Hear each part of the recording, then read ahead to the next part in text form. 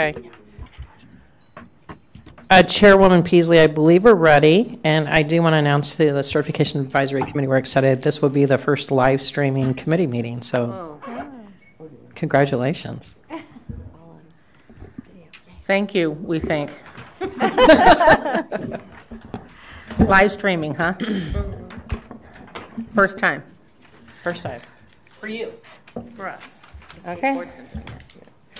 We are ready to call the Certification Advisory Committee to order Wednesday, September 27th, 2017. Can we have the roll call, please? Is that Kellen? Yeah. Thank you. Chair Peasley. Present. Member Thabeau. Present. Member Farah. Present. Member Dumler. Present. Member Garcia. Present. Member Crow. Present. Jill Broussard. Member Weber. Member Frank Garcia. Member Horn. Present. Member Koperich. Member Spear. Here. You have a quorum. Okay, thank you very much. We do expect that this meeting will last possibly till 1 o'clock. Is that going to be a problem for the committee members? Thank you very much. Our first item on the agenda is the election of chair and vice chair. This is done periodically. So it's on the agenda. So I will accept nominations for the position of the chair of the committee. Would you like to continue doing it? Pardon me? Would you like to continue doing it? Because I would nominate you unless it's something you don't want to do. I second that. Okay, the nominated Kim Peasley for the chair position by Ann Thibault, seconded by Dr. Patty Horn. Any comment? All those in favor? Aye. Any opposed? The chair position is filled by Kim Peasley for another term. Now I'll accept nominations for the position of vice chair of the committee. It's currently being filled by Dr. Carolyn Dumler. Carolyn, do you wish to continue? I so nominate Carolyn Dumler. I will second that motion. Dr. Dumler is nominated by Dr. Horn and seconded by Mrs. Spear. So all those in favor of the nomination signify by saying aye. Aye. Opposed? Nomination carried. Carolyn Dumler will continue on as the vice chair. Thank you. Our next topic on the agenda is the presentation and discussion regarding open meeting law. Thank you. Yes, go ahead. Thank you, Madam Chair and members. Good morning. Item 2 is just a refresher on open meeting law. We did provide you some overview materials from the Ombudsman's office. Just a reminder that you are a public body since you're convened under the direction of the State Board of Education.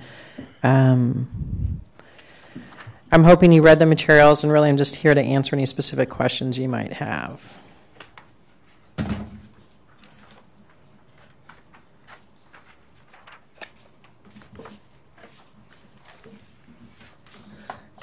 Does anyone have any questions or look for clarification on any of the items under the open meeting law?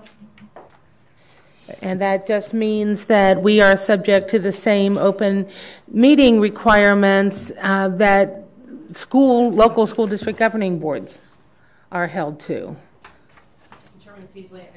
I think the important thing for the committee to remember is that a quorum of the committee should never discuss items that may come before the committee for a decision, and you can't do that in the disaggregate. So, for example, Chairwoman Peasley couldn't have separate conversations with 6 members of the committee about an item that might become before the committee for a vote. You could have conversations with less than a quorum, but you can't try to get to a quorum separately through separate emails or separate conversations outside of an open meeting. Any questions about that? I don't think so. I think we're good. Thank you very much. Well, there is one item that we noted was missing from the agenda and that we usually see is the executive director report. So we do have some changes. Those of you that have been perhaps looked at the state board agenda and that was passed, that Dr. Schmidt is moving on to greener pastures, so she thinks. So Chairwoman But no, Peasley, may well be. well, thank you. That's effective November 3rd, and the board did announce on Monday that it had selected Alicia Williams, who's here serving currently as deputy director, will be assuming the executive director role effective November 4th. So we're very excited about that appointment and look forward to the transition in the upcoming weeks. And well, thank you so much for your service and all the information, the preparation, the amazing communication that has existed between your office and the committee members, that it's allowed us to make some good decisions these last, it's been about 2 years, right? Seems Correct. Seems a little longer, but And I do in a wanna- good way. Yes, and I want to acknowledge the work of the department, too. I think there's a great working relationship with department staff, and we immensely enjoy this committee. Well, thank you very much. And to Alicia Williams, welcome. It's been a while since we've seen you at one of the committee meetings, but I do know that you've been working in the background. And we welcome you and look forward to just continuing this great work with you, the department certification, and all the other divisions of ADE, and just the spirit of collaboration to make education a better place for teachers, for children, and families and citizens of Arizona. So thank you very much. And Chairwoman Peasley, I should introduce other staff if you haven't met them already. Ketcher Baden is also one of our deputy directors. He joined us from the Senate, where he served as a policy analyst on educational issues. So we're very fortunate that he joined board staff. And then Welcome, Kate. Kellen Wesley also provides executive assistant support at committee meetings. Yes, thank you, Kellen. We really appreciated your help and support this morning in putting everything together, all the materials together for us and arranging for spaces. Thank you. So let's go on then to, we do have a point of order. A question has come up, and I think because we're going to be talking about certifications, we'd like to have the question answered. Has there been a change in testing requirements for elementary teachers? There seems to be information out there that elementary teachers no longer have to take the subject knowledge of the AEPA. Is that an odd rumor? That's Chairwoman Peasley. I think I need Are you saying all elementary teachers are no longer required? So Chairwoman Peasley, with some of the statutory changes, if I believe if they have a degree in elementary ed, then they would be waived from the testing requirements. Okay. So that would be, and that would include a bachelor's degree In elementary education. It's waived. Okay. Member Dumler, or Chair? I'm sorry, Co-Chair Dumler. It's fine. And I realize, again, it's not on the agenda, but if you look at the requirements, I thought that when we talked about the possibilities of teaching experience, post-secondary teaching, 5 years work experience, that only related to secondary content. But those things are now also options for elementary. And I didn't think that we had talked about that for elementary. So that's part of that same question. So I'm looking right now at the list of requirements on the ADE website. And so it looks like for subject knowledge elementary education exam, one of the following. So there's either NES, AEPA, out-of-state exam, national board, bachelor's, master's, or doctorate degree in the content area. E is teaching experience, F is post-secondary teaching, and G is work experience, which would be like working in a daycare or... I had thought that when we talked about those things, it was relative to secondary content, not elementary content. Chairwoman Peasley, Co-Chair Dumler, we've pulled up the language of 1042. Okay. The way 1042 is written, you have to read sort of a lot of sections together and apart. And there is a broader provision in there that is not limiting to just secondary, Okay. but provides that it speaks to any applicant can demonstrate subject knowledge proficiency instead of taking the exam based on holding a baccalaureate, master's, or doctoral degree, and it's not limited just to secondary. And that's the language that's on lines 3 through 5 that Catcher's pulled up. And Chair Peasley, Vice Chair Dumler, I think maybe you were referring to the subject knowledge expert certificate, which is specific to secondary, but the subject knowledge waiver, as Dr. Schmidt just pointed out, does apply regardless of grade level. And can I just ask a clarifying question again? I know this isn't on the agenda, but so that number 3 up there, relevant work experience, that is up to the district to determine or up to ADE to determine? Chairwoman Peasley, Co-Chair Dumler, we did define work experience in the final versions of the rule that were adopted. Okay. And we can pull that language up for you. Okay. And it's been a while, and we're Right. And that is with the letter that the applicant provides to certification, verifying work experience. And Chairwoman Peasley, Co-Chair Dumler, it's a great question because I think that those terms are repeated throughout 1042, and sometimes they sit just specific to certain new certs, such as the subject matter expert, and then it's repeated in other provisions where it applies in connection with reciprocity, and then in other areas where it applies to any applicant. Right.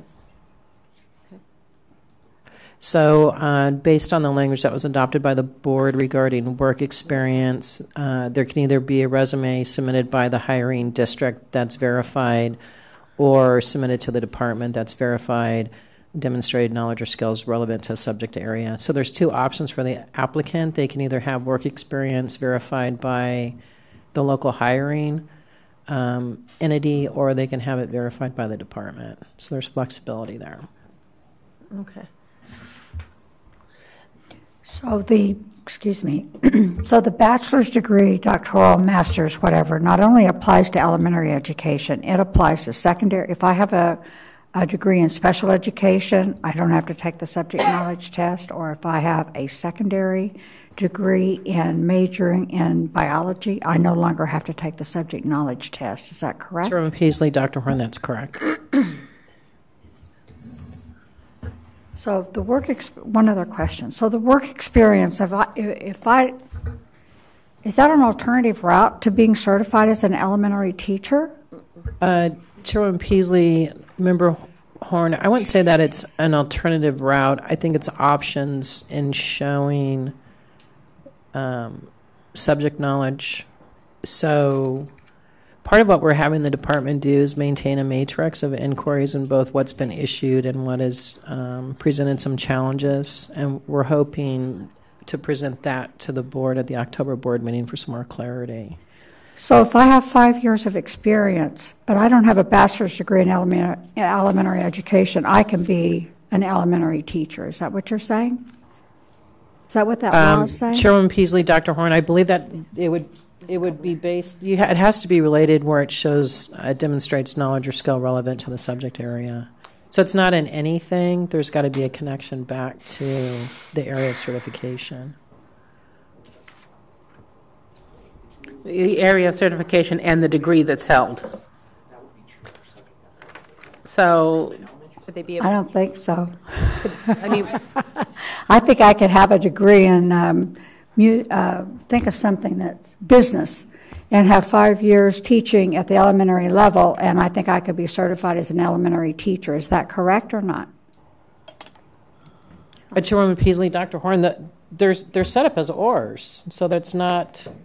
really good. Here and provide some more insights. Chairwoman Peasley, Dr. Horn. So when you look at the elementary certificate, there's still a list of requirements. Right. Subject matter, or subject knowledge exam requirement is one such requirement, of which you can waive it with a bachelor's, you can waive it with post-secondary, you can waive it with work experience. But you still have to meet the training requirement. You still have to hold a bachelor's for the elementary certificate, and you still need to meet the training requirement under option A, having a program in student teaching, or option B, coursework and a practicum.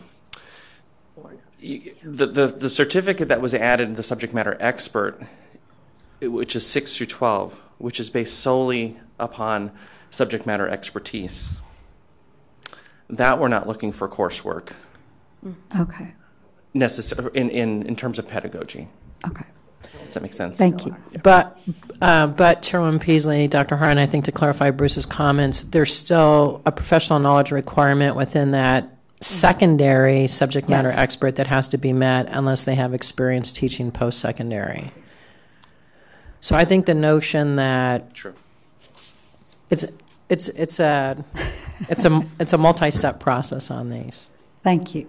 Maybe we could bring a flow chart to a future meeting and walk people through it. You know, that might be helpful because this is a significant paradigm shift Right. that was created by SB 1042. And for those of us here on this committee that have been so involved with the certification requirements, and I know we get tapped for, we're asked questions all the time in the field, and I very happily refer them right back to the counter. And but even then, it is a paradigm shift, and maybe a flow chart or something that's going to help us navigate through the new form. Are the forms updated on the website? Okay, that would be helpful. What I think is there's just so many different pathways and avenues now that it just creates a lot of confusion. So if we're not even quite sure, I can speak for other HR directors that when they get questions from principals about, can I hire this person or can this person get a certificate, they're like deer in the headlights. So, and Chairwoman Peasley, Co-Chair Dummler, what we could do is work with some graphics in the department too to provide a visual, because I know there's been a lot of written communications, but sometimes for some of us, it's like myself, it's more easy to see visually. Especially when there are so many changes in so many different certificate areas. The verbal written is hard to keep in our heads all the time, and a pictorial image would help. So thank you so much. Thank you for taking the time. We appreciate your help today in clarifying that. Chairwoman Peasley. Yes. I just wanted to pile on and say I would very much, as a governing board member, appreciate that, because I think the governing boards oftentimes are not up to date necessarily on 1042 and what that really does mean for the pressure that our HR directors are now under to stay current. It would help me update my own constituency if I had something that I could share that wasn't a ream of paper.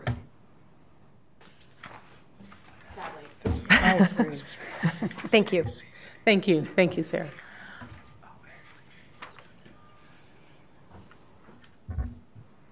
We'll get that.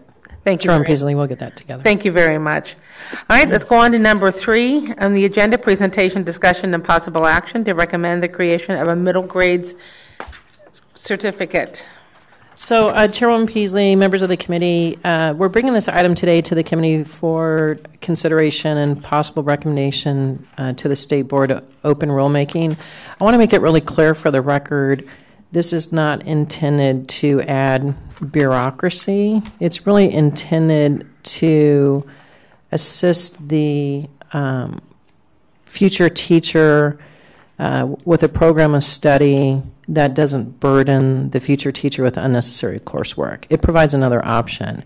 This was something that had been requested from various teacher prep programs for quite a while, and I apologize. In my nearly 2 years, we haven't brought this sooner. We've had a lot of other issues to deal with, and it just kept kind of moving to the bottom of the stack. So it's here before you today. And it has conforming language to the earlier changes this committee had made to both the elementary and secondary education certs. The only other change we'd recommend is a point of clarification on line 33. We've talked about this with the department, is to clarify that the passing score on the professional knowledge portion of the Arizona Teacher Proficiency Assessment that would be acceptable would be either elementary or secondary. Since there is a crossover of grades, this covers 5 through 9, so it seems reasonable to allow the applicant to have either option. But it's really intended to let the teacher prep programs in Arizona have some more flexibility in their programs of study, to target coursework specifically to the needs of these future teachers, aligned to the needs of students in the middle grades. Is there a middle grades education subject knowledge portion test? Chairwoman Peasley, there is. Okay.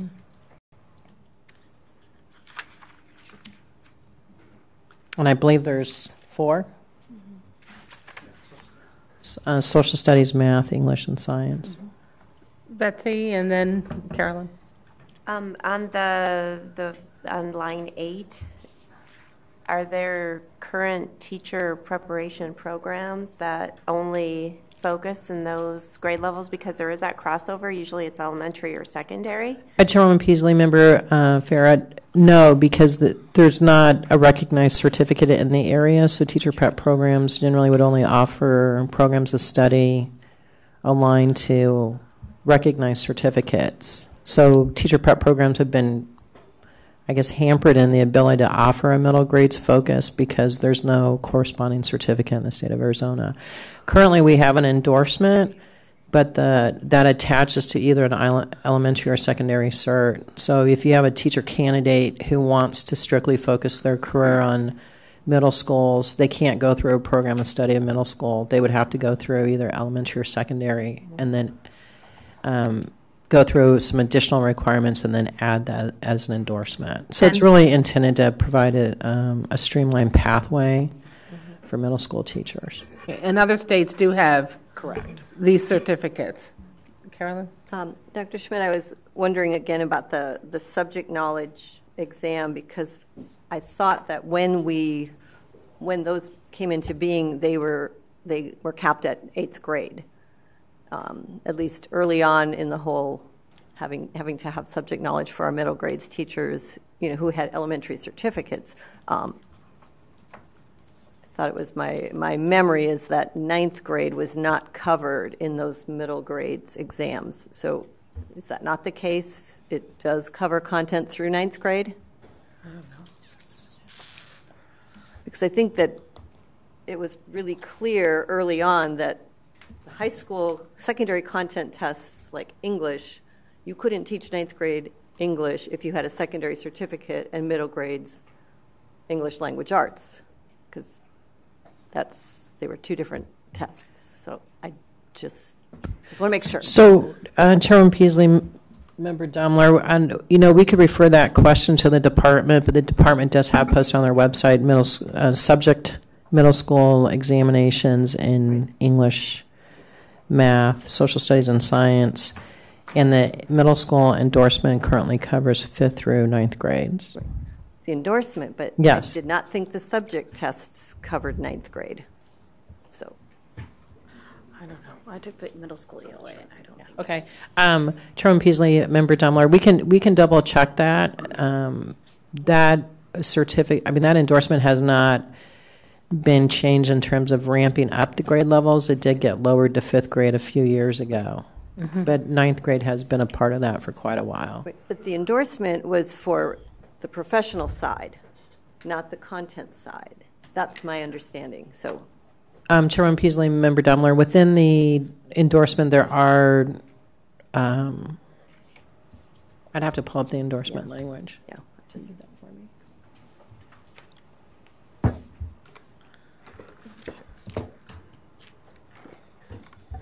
And I think what's making me really think about it is a few years back, they added to the middle school math so that there was, you could with a middle school certificate and the correct math exam, you could teach 9th grade algebra at the middle school. But I thought that was the only test that changed to actually go up into the high school subject areas. But I could. Interesting. Yeah. Good question. And ELA, of course, would be a concern because once we get to ninth grade, now we're dealing with AZ merit end of course tests. And that content is a significant shift.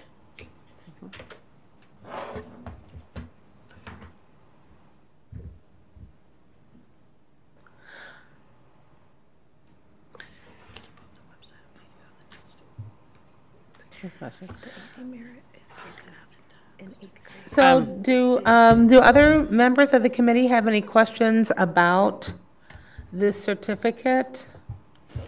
I like the idea of it. I embrace it. I think this is an important concept because those middle school years are so very, very different that the content prep and this preparation of students for high school is, it takes education to a different level for them. Dr. Horn?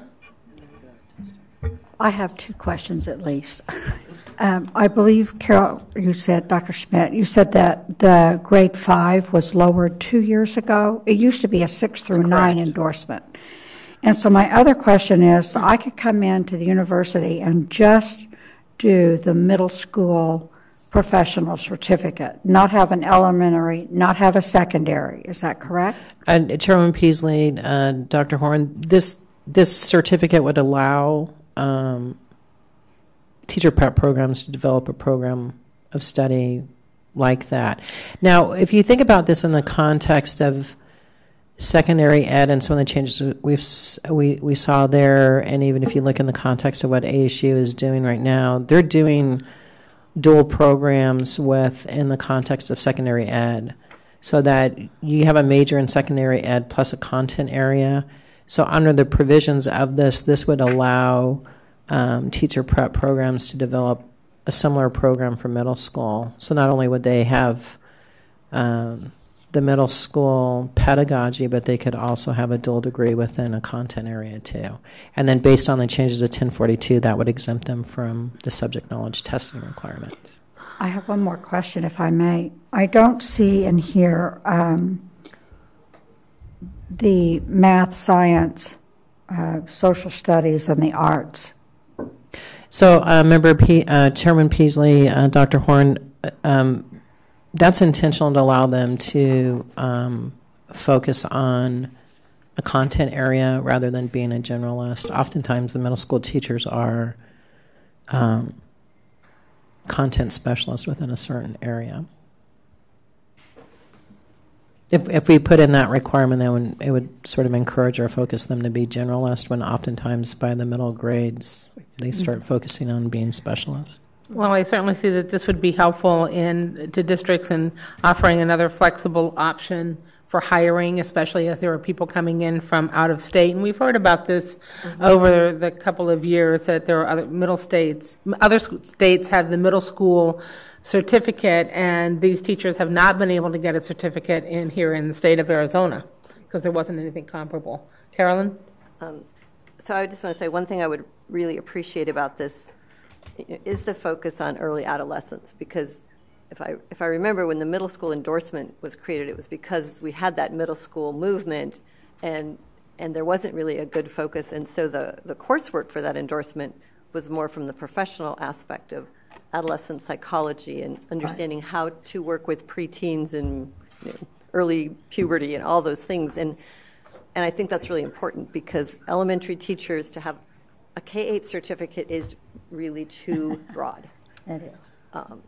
So I appreciate the certificate very much. I think there's a real difference in people who excel at the elementary level as teachers and people who are really made to teach middle school.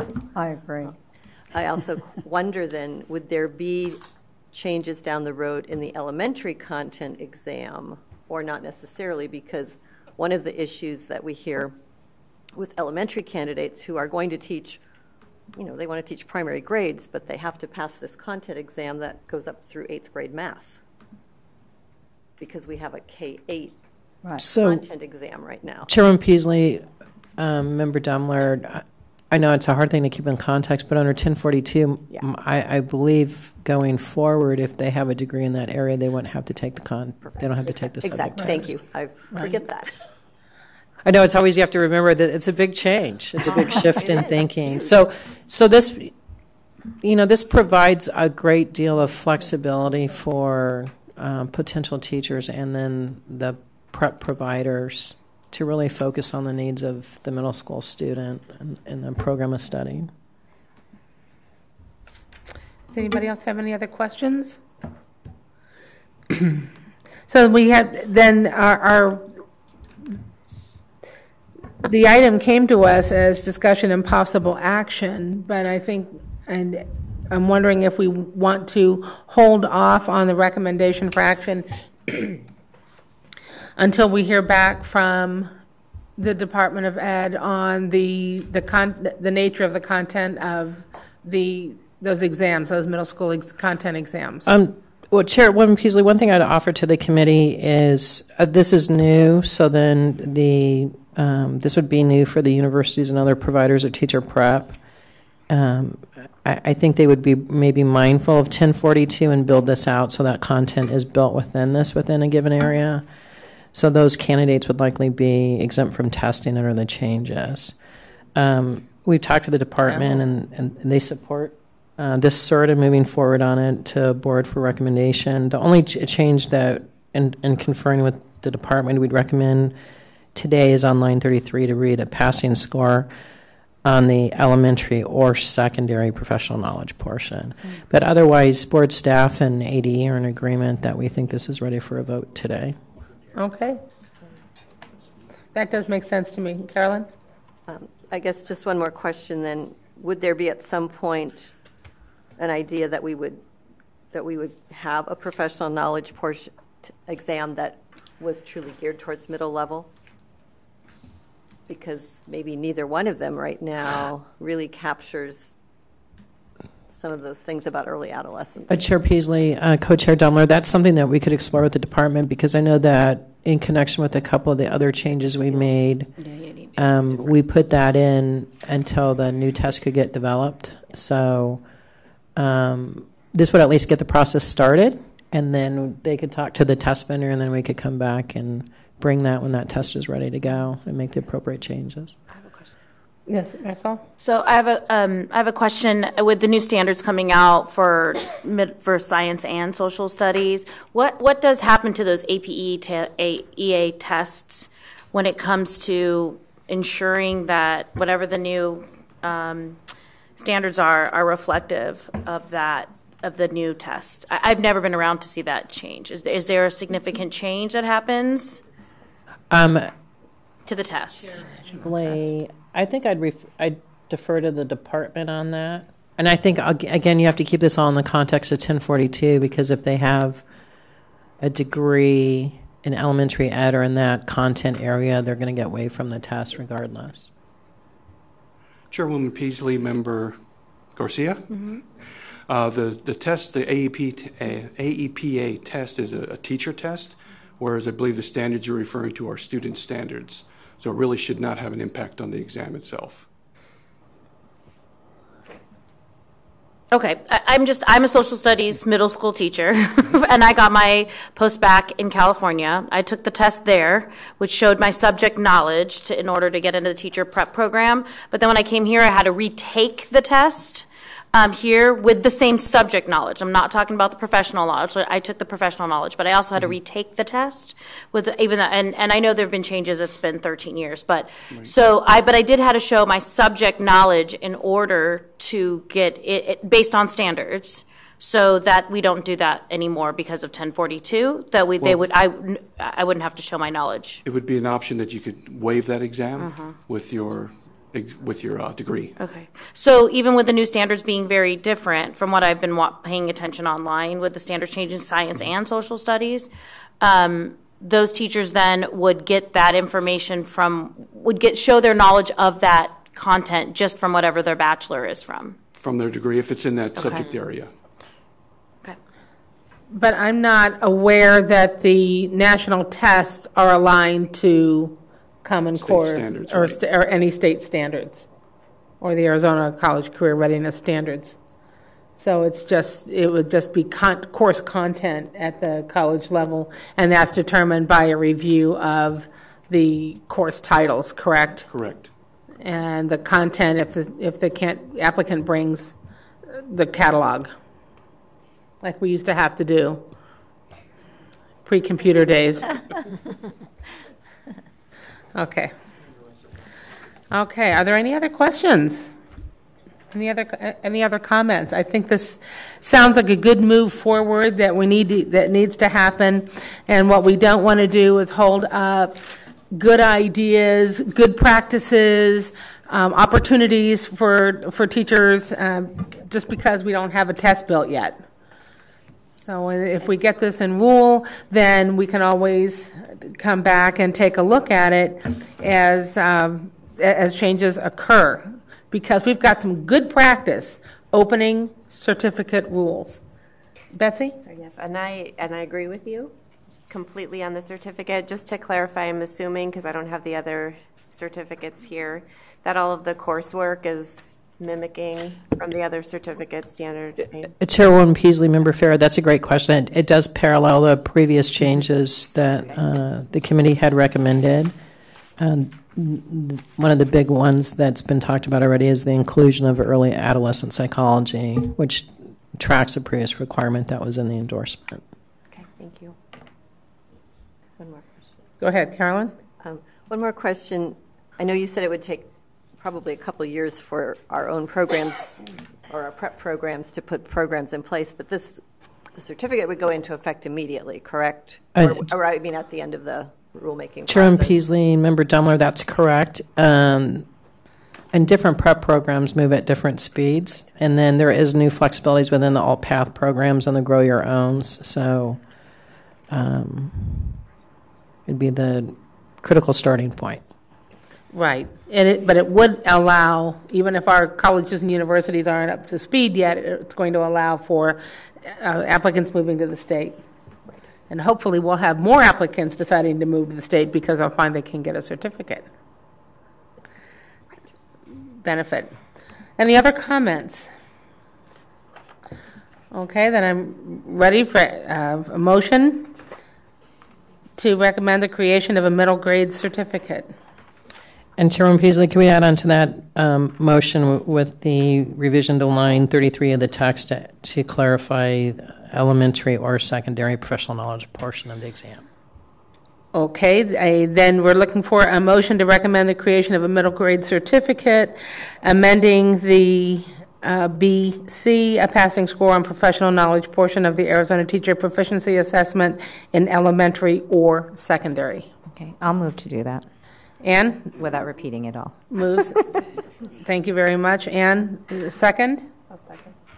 Seconded by Betsy. All those in, any other discussion? All those in favor signify by saying aye. Aye. Aye. All those opposed? Motion carries. Thank you.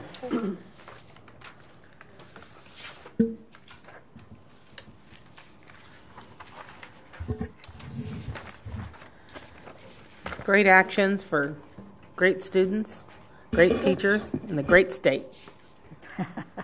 Thank you, committee members.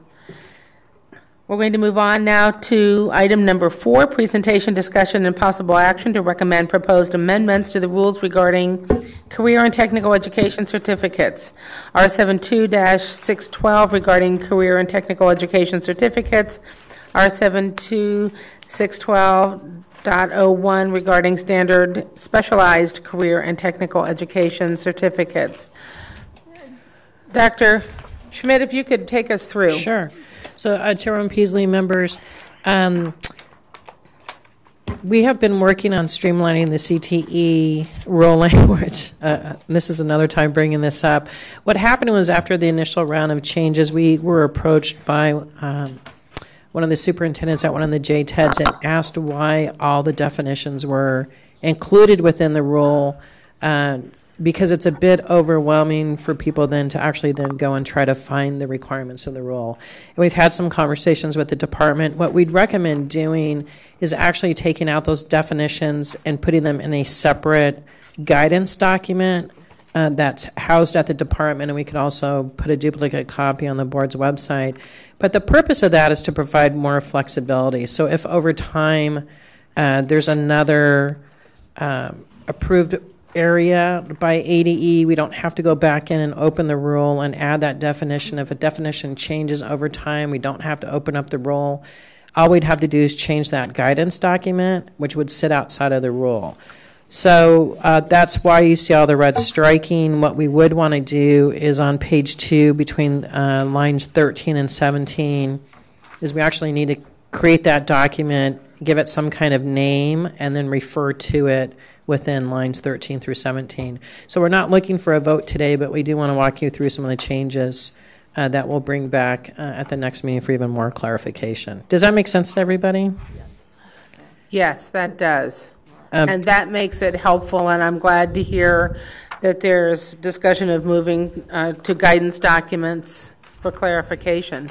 Because Chairman Peasley, we've even heard from people dealing with potential CTE candidates that they read the first couple of pages and they're turned off by the idea of teaching CTE, and we don't want to do that. So I think Member Dummler had a question. Oh, right. No, I just want to say thank you. Not only too much to read, but also because it has such specific lists, as soon as one thing that somebody comes with isn't specifically listed there, they don't know where things fit. And so it becomes very complicated. I just think this is absolutely a good move.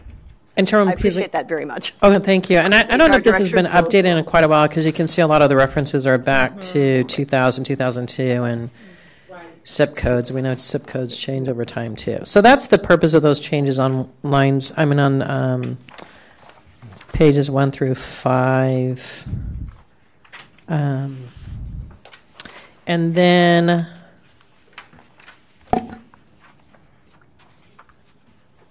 the other thing that was brought up in these conversations with some of the folks at the JTEDs is trying to bring some more alignment in terms of what's required on coursework, which aren't reflected within the changes we brought to you today, but we want to tidy that up some more. So if you go to page 6 deals with option A.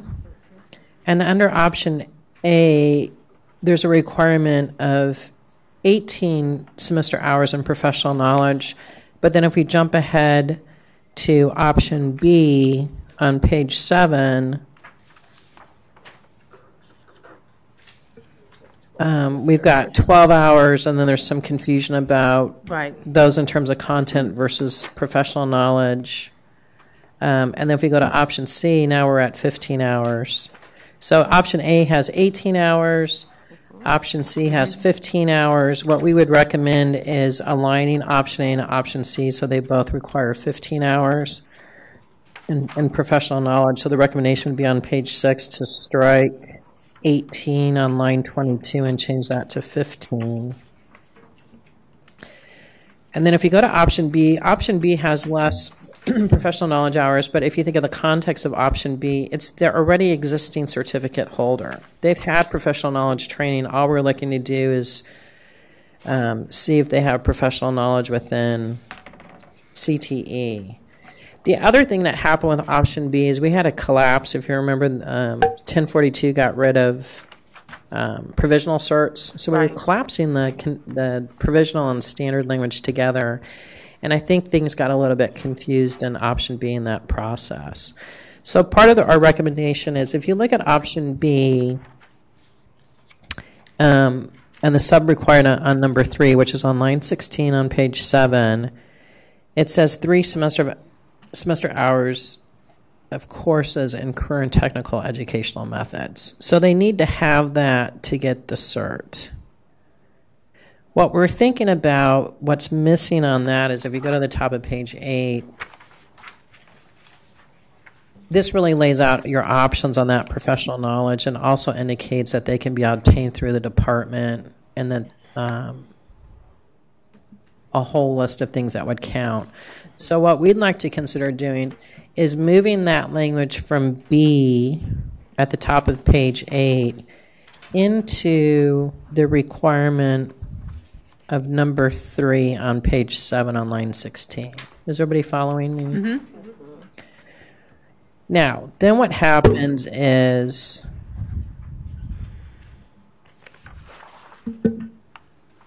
if we get down to requirement number 5, this is the 3-year thing. So we're going to give you, remember we went back through and putting those provisionals and standards together. We were sort of writing in this deficiency into it. Right. So we were going to give them 3 years. We think it makes more sense under number 5 to actually reduce that to 9 overall hours. And the 9 hours would then be in the CTE field of study. Because we've already got the 3 that starts on the page, top of page 8 on professional knowledge. We've moved that into the requirement to get the certificate. There's a redundancy there because we collapsed. See, I think it sat on the provisional, sat on the standard. We put it together. Now we're requiring it twice.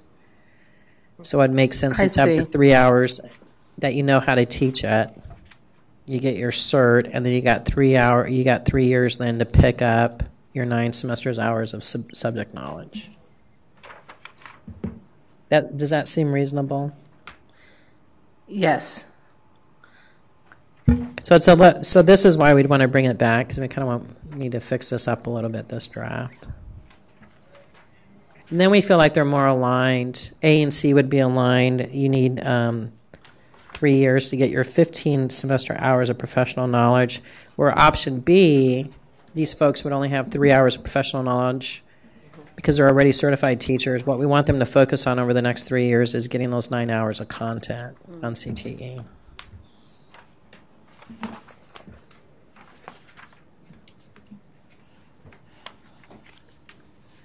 We need Matt. But in the absence of Matt, I believe we do have someone from CTE here. Jason, could you give us your thoughts at this point?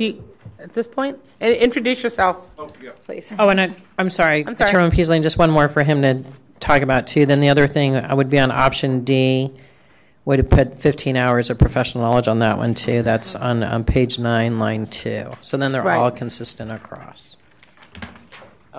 I'm sorry. I'm sorry, Dr. Schmidt. Thank you. I'm Jason Wojcik. I'm with the Career and Tech Ed Division. And basically we had talked earlier, and I'm okay with, we want to see how everything lays out. You know, I'm sorry, I forgot. Dr. Schmidt. Dr. Schmidt was explaining to me, you know, we're not moving forward. We're not approving this at this point. And that gives us a little more opportunity to go through it. The document, because we just received it the other day, so it was kind of a shocker to us, and that's like, whoo, what's going on? But what they're doing, I don't necessarily have any issues with, but it's always best to look at, all right, we have a better document to look at than all kind of choppy right now. So I am okay with not approving it and moving forward, and then we can all kind of get back together once their version is done and sit down and we can review it then. Right, because that's one of the focuses of this committee was to remove unintended consequences. And when we are all talking about that, thank you very much, Jason. I appreciate your comments. Is there, boy, on the surface, this looks like this is a massive cleanup. Every time we've touched CTE, it is by far the largest certificate that we deal with on this committee. And to be able to bring some consolidation and some sense to this so that it could be understood not only by the field but by applicants is only to be a benefit for all of us. This certainly does make some sense. So the guidance document that was mentioned, do people in the field have access to that? Would there be a reference to that within the certification? So Chairwoman Peasley and members, we'd actually have to create it. We'd work with the department on creating that, but what it would do is lay out the definitions, and then probably even want to put in some flow charts in there, maybe on the different options to CTE certification. And then I think once we come to agreement on that, then the big thing is just making sure that this is everything aligns and talks to each other consistently. So it doesn't exist. We need to create it. Right. So, but who's the target audience for that guidance document? Is that for the field? Is it for certification and the Department of Ed? Is it for applicants? Chairwoman Peasley, probably all of the above. I think it helps the folks working at the certification desk. It would help applicants. It would help HR directors in the field. Anyone who's in contact with what do you need to do to be a CTE certified teacher, that's the audience. Within within R7, are there other areas of guidance documents, or would this be an initial foray? Chairwoman Peasley, the certification unit has a number of guidance documents or updates to the field that it publishes and also maintains on its website in connection with certification questions. All right, thank you. Thank you. Any other comments? Thinking, is this your thoughts from the committee? Is this an area to move forward? Sarah? I do appreciate the streamlining and any kind of guidance documents that can be shared with the business community. I'm thinking about some of the committees that I sit on as a governing board member, Arizona Business Education Coalition. These are the kinds of supporting documents that they're always looking for so that they can then push that out, especially in light of the fact that we have such a dearth of candidates. My district does not have CTE per se. We're a K-8 district. But I talk and I hear, and I think that this would really benefit the community at large, but also make it more high profile and easily understood. Because again, so many of these different certifications it's like an ocean of them, it seems like to me. And if it feels that way to me as a non-educator, I think it probably feels that way to a lot of them. And so those supporting documents, I think, make a big difference. That's all I had to say. Okay, thank you very much. Janet. Thank you. I do have a question. You are moving all the definitions to a book, so that means that everything up into line 7 on page 6 will be moved also? And then the standard career and technical, where they actually go into the requirements, will be on the ruling? Chairwoman Peasley, Member Crow, really I think what we'd focus on is the definitions on the different areas: agriculture, business and marketing, education and training, family and consumer science, health careers, industrial and emerging technologies. I think the rest of it is streamlined enough, or we could even talk to the department about the need even for number 3 and 4 to be there on page 5, because we refer to professional knowledge and subject knowledge throughout the code, and I don't even know if we need to separately define those. Right, we don't have that on other certificates. We don't have it on them, no. I think the other thing is we'll meet with department staff then about verified work experience. I think we want to be consistent across there too. I know right now the department verifies us to CTE, but since now we do have work experience sitting throughout the rules based on 1042,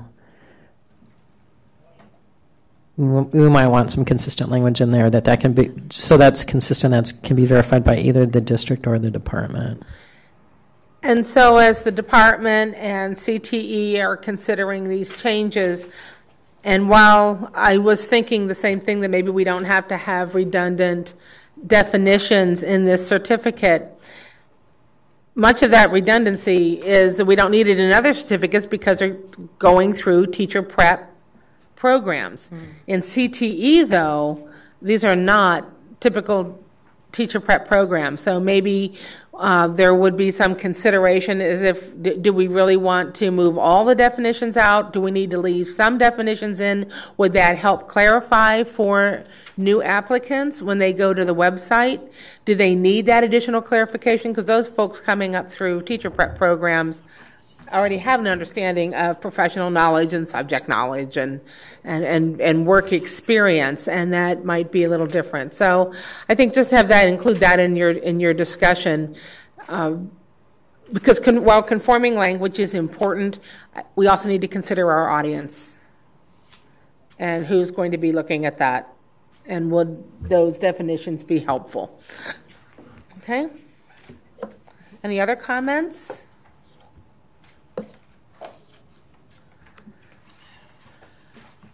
From the department, are we on the right direction?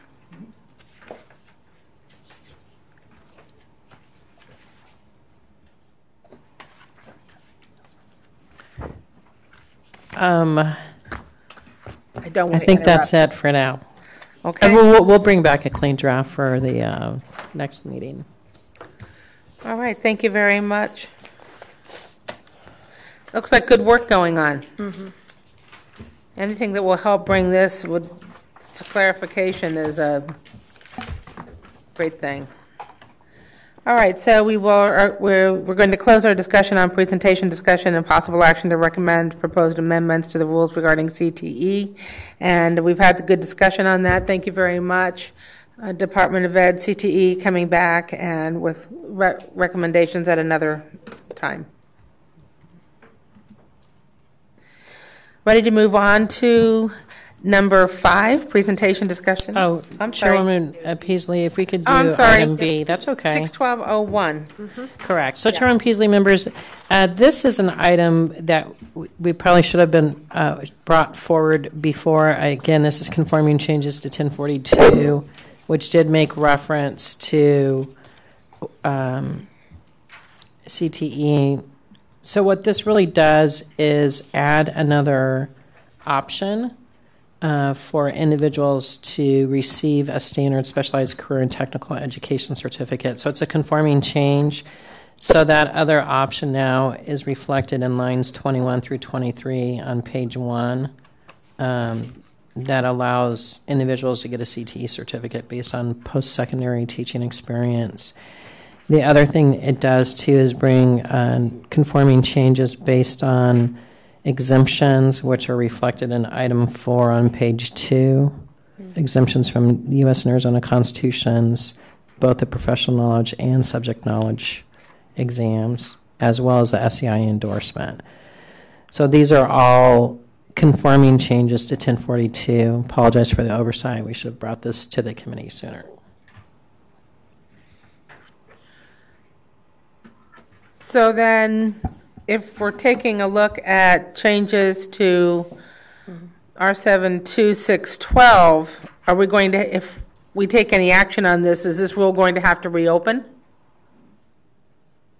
Chairwoman Peasley, on point of, well, both would. 612 would, based on changes we already discussed, and then .01 we would need to open up to make conforming changes based on 1042. So do you have a recommendation for us to just talk about this and maybe look at both of these items at another meeting?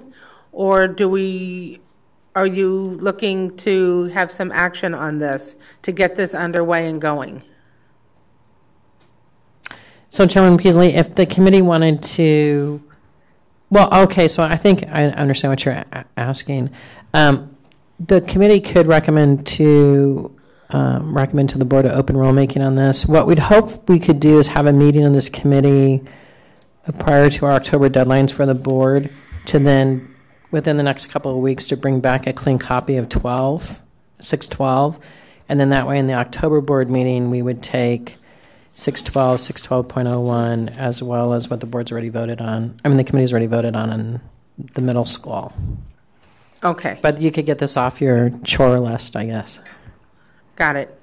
Well, I don't want to be looking at multiple versions and information out there. We'd like to submit a package deal. Patty? I guess I just would like to know, I'm sorry, your name is Jason? Yeah. So this is a new certificate, is that correct, Carol? Dr. Chairman Peasley, Dr. Horn, no, this is an existing certificate. There's just some revisions based on changes resulting from 1042. Okay, so we're strictly looking to conform. Does Jason have any comment about this certificate? Chairwoman Peasley, I have a quick question. Yes. Before Jason gets started. And can someone clarify how long this certificate is valid for, what that proposed is? I'm sorry. No, that's okay. Chairman Peasley, Member Spear. So on A, it refers to this general certification provisions in R72607 and 619. So those general provisions apply to all certs. They deal with the length and renewal processes. Okay. So based on changes to 1042, all standard certs now are valid for 12 years. And that means that if there's another change in the length of certificates, it doesn't affect the language in the current certificates. It'll just be the one rule that would open up to change and affect everybody. Correct. Chairman Peasley, that's correct. So that's part of the reason for striking B. Okay. We're trying to put as many of the things. We're trying to be smarter about rulemaking, so any changes like that would sit within 607. All right, Jason, thank you for your patience. Yeah, no, I agree with what she's doing, but I think if we can, instead of voting on it today, I'd rather sit down when we have a clean package with, all the documents, but that 612, we just kind of do it at one time, so we're all on the same page, we're all sitting together to discuss that. So when it does go to the board, then it's very clean. Thank you. Thank you.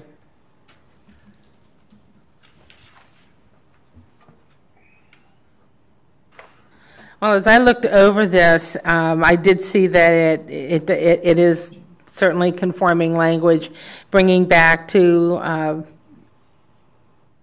bringing into line the kind of language that we were putting into the certificates as we're moving on. I didn't see any significant changes.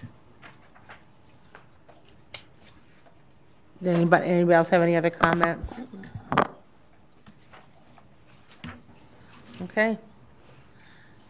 I think I'm fine. What I'd like to do with this is leave it and look at it again, look at it next time we get together with 612 and do them both together and not have any confusion or disparities there.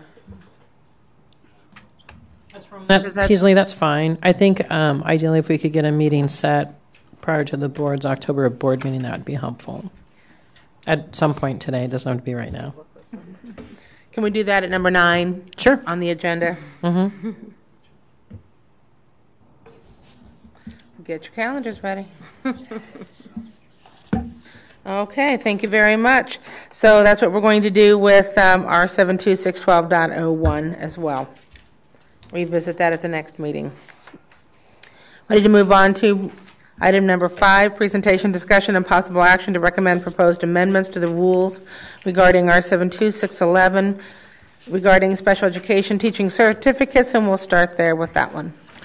So, Jerome Peasley, in regards to item 5, both of these had previously been considered by the committee. 5A would waive student teaching requirements for paraprofessionals under certain conditions, and then 5B would provide a pathway for teachers who have been certified for emergency teaching under certain conditions.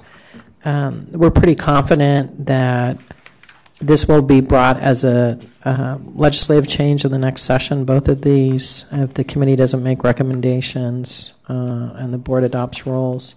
So I think it's kind of, the committee is always confronted with these kind of issues. You can either inform or you can be probably convening months down the road and conforming rules based on legislative changes. So we just wanted the committee to consider it again and see if it can come to some consensus around these changes which might be considered by the board rather than being dictated by the legislature and making conforming changes in 6 months. Okay. I know on the special education change, the field, we just had a special education had a directors conference just last week, and I've been in contact with the directors, and we've talked about this. So in the field of special education, there is absolutely no support for this whatsoever, because the role, the experience, the activities of paraprofessionals in special education bear no relation whatsoever to responsibilities of teachers. And the skills that they would have to display day one of teaching, they would not have any preparation whatsoever for that role. So I'm just giving you the information from the field. So then my question is, if this is coming through the legislature, what's the origin of this? Where's the push coming from? There's got to be, is there a grassroots somewhere that thinks it's a good idea? So Chairwoman Peasley, part of this, well, first of all, I think it's important to contextualize it. The student teaching waiver would only apply to individuals who have gone through a teacher prep program. So we're not talking about a paraprofessional who's worked in a classroom for 2 years asking to get those individuals certified. So they would have completed all of their teacher prep program in special education but for student teaching. And if those, as part of those teacher prep program experiences, they should be engaged in field experiences that deal with the duties and responsibilities of a special education teacher. So the request has come from some of the teacher prep programs because many of the paraprofessionals who are engaged in a teacher prep program stop and drop out of the programs at the student teaching point because they have full-time jobs and then they can't afford to also pay the tuition and teach for free. So potentially, through such a change, the state could have dozens, if not hundreds, of people that would be eligible for certification who have had training and coursework. It'd be a very different pool of people than other routes would provide. They've had all the training except for student teaching. Dr. Horn. Perhaps I'm missing this in the rules, but I only see that exemption for mild, moderate, and also the moderate to severe. Is that correct, or will that apply to all of the elementary? Chairwoman Peasley, Dr. Horn, it would only apply to mild to moderate and moderate to severe. Okay. Then I have to say I was really surprised. I attended the Arizona Rural Schools Association conference last week, 2 weeks ago, and it amazed me how many paraprofessionals are in charge of special education teaching in the rural areas. So if in fact they have to go, I absolutely honor what the special education community believes. If they have to go through an entire teacher prep program and they have been a paraprofessional for 2 years, it would be okay with me to count that as their capstone experience, because we're accepting other things and other certificates that are not that strict. So I did, for the first time, I really did hear the paraprofessionals speaking about their responsibilities in the classroom. And I know they cannot be the teacher of record, but they are the teacher of record, whether they write it down or not. Special education teachers serve two completely separate functions. One is a certificate holder of special education that involves planning and preparation for instruction for their students. The second role that the special education teachers have to fulfill is meeting all the federal requirements. And that is the area of concern, that without the capstone experience, that is the piece that these paraprofessionals are missing. Because a class that includes elements of writing the individual education plan does not provide sufficient training for the teachers to fulfill their federal obligations. And that is the nature of the concern. Yes, our paraprofessionals are involved in delivering instruction to students with special needs. It's that other federal piece that offered to special ed teachers in the capstone experience that is significant.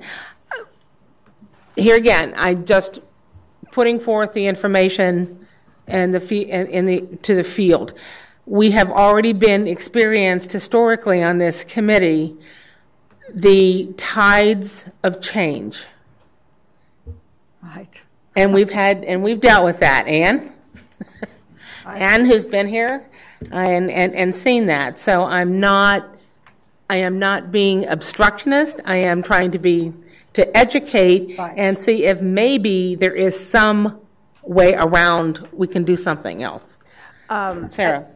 I wanted to just kind of add, as a governing board member, I would be very concerned about the legal jeopardy that we might, as a district, be put into a situation where we don't have, where a paraprofessional were to be leading a classroom, even if they may not necessarily be the teacher of record. And I can speak that is, we've discussed that as a governing board, especially in light of the fact that special ed law is a very active sort of sub area of the law with regards to education. And so I would be very concerned with streamlining to the point of legal exposure with regards to those federal laws, just because as a governing board member, I'm very aware of finding ourselves as a district in a situation where we're not necessarily complying, just out of, not intentionally, but accidentally. Right, that's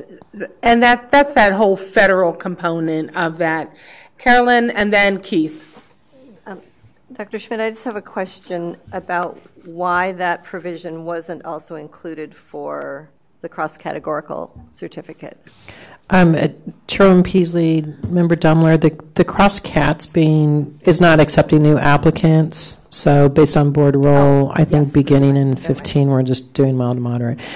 I do want to clarify, just for members of the committee, again, what we're talking about potentially here is 8 weeks of student teaching, because many of the applicants are in a dual program for elementary ed and special education. So it'd be a waiver of those 8 weeks of student teaching.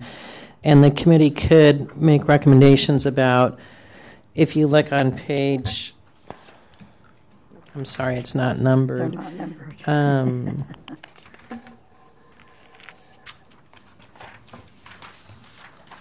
It's the new language where it says, together with the letter of recommendation from the employing administrator supporting the substitution of the capstone experience, the committee could make recommended language about what types of demonstrated evidence would need to be included within that with that waiver that's been experienced by that paraprofessional in the context of the field experiences. So you could require demonstrated evidence from the field experiences. It's not intended to apply to every single applicant, but there may be circumstances where you do have a paraprofessional who has a successful career and is engaged in a robust program of study that has robust field experiences, dealing with a broad range of things that they would encounter as a professional, and that those 8 weeks would be waived. Now that sounds like a good idea. Right. That's one that I think would be very helpful to get behind that information. Mr. Snyder. Chairwoman Peasley, members of the committee, the department would definitely support something like that. I was going to come up here and tell you that we did not support this when it was brought to the committee last year, and we still do not support it. But we would definitely be willing to meet with board staff and have discussions on that new proposal. That would be. We also have a member of Education Exceptional Student Services with us today, and she would like to speak as well with permission of the committee. Yes, I think that would be fine. And state your name for the committee, please. Sure. My name is Tracy Streether, and I'm the Director of Professional Learning and Sustainability and Exceptional Student Services at ADE. I said it all in one breath, though. No, I was kidding. Chairwoman Peasley and members of the committee, I would just like to reiterate some of the concerns that you have mentioned regarding the removal of that expectation for that capstone experience. Our paraprofessionals do sometimes do a lot of the work of the educators. However, they are not the teacher of record, nor have they been trained in that capacity to plan, deliver, and that instruction. And so in addition to the legal concerns, I think there are instructional concerns as well if those capstone experiences weren't required. Right. Thank you. Thank you very much, Tracy. Chairwoman Peasley, I do want to make clear to the committee, if these individuals entering the capstone experience have not been trained in planning and preparing or had exposure to IEPs, we have significant issues with our teacher prep programs then, because they should be experiencing this all along through their coursework and field experiences. Thank you. We appreciate your understanding. It should be a first-time thing in their capstone. Yes. No, the IEP is definitely included in the teacher prep programs, at least at our institution. You said that you were no longer giving out cross-CAT certificates? Correct, Chairman Peasley, Dr. Horn. If back some years ago, the committee and the board made a rule change that effective January 1st, 2016, there would be a shift from cross-CAT to mild to moderate. The cross-CAT certificate is still valid. It's just the board made a shift to mild to moderate, and some of the requirements changed a bit. But cross-CATs are still honored. They're just not continuing to be issued as new certificates. They can be renewed to existing holders. They're grandfathered in, essentially. Okay, well, but starting forward from January 1, 2016, the programs of study need to be on a mild to moderate track. Well, there is a cross-CAT included here in C, so I take it that's just for renewal? Yes. Because the certificate will continue to renew, there won't be new certificates added, but it remains in language because it is not a discontinued certificate. Correct.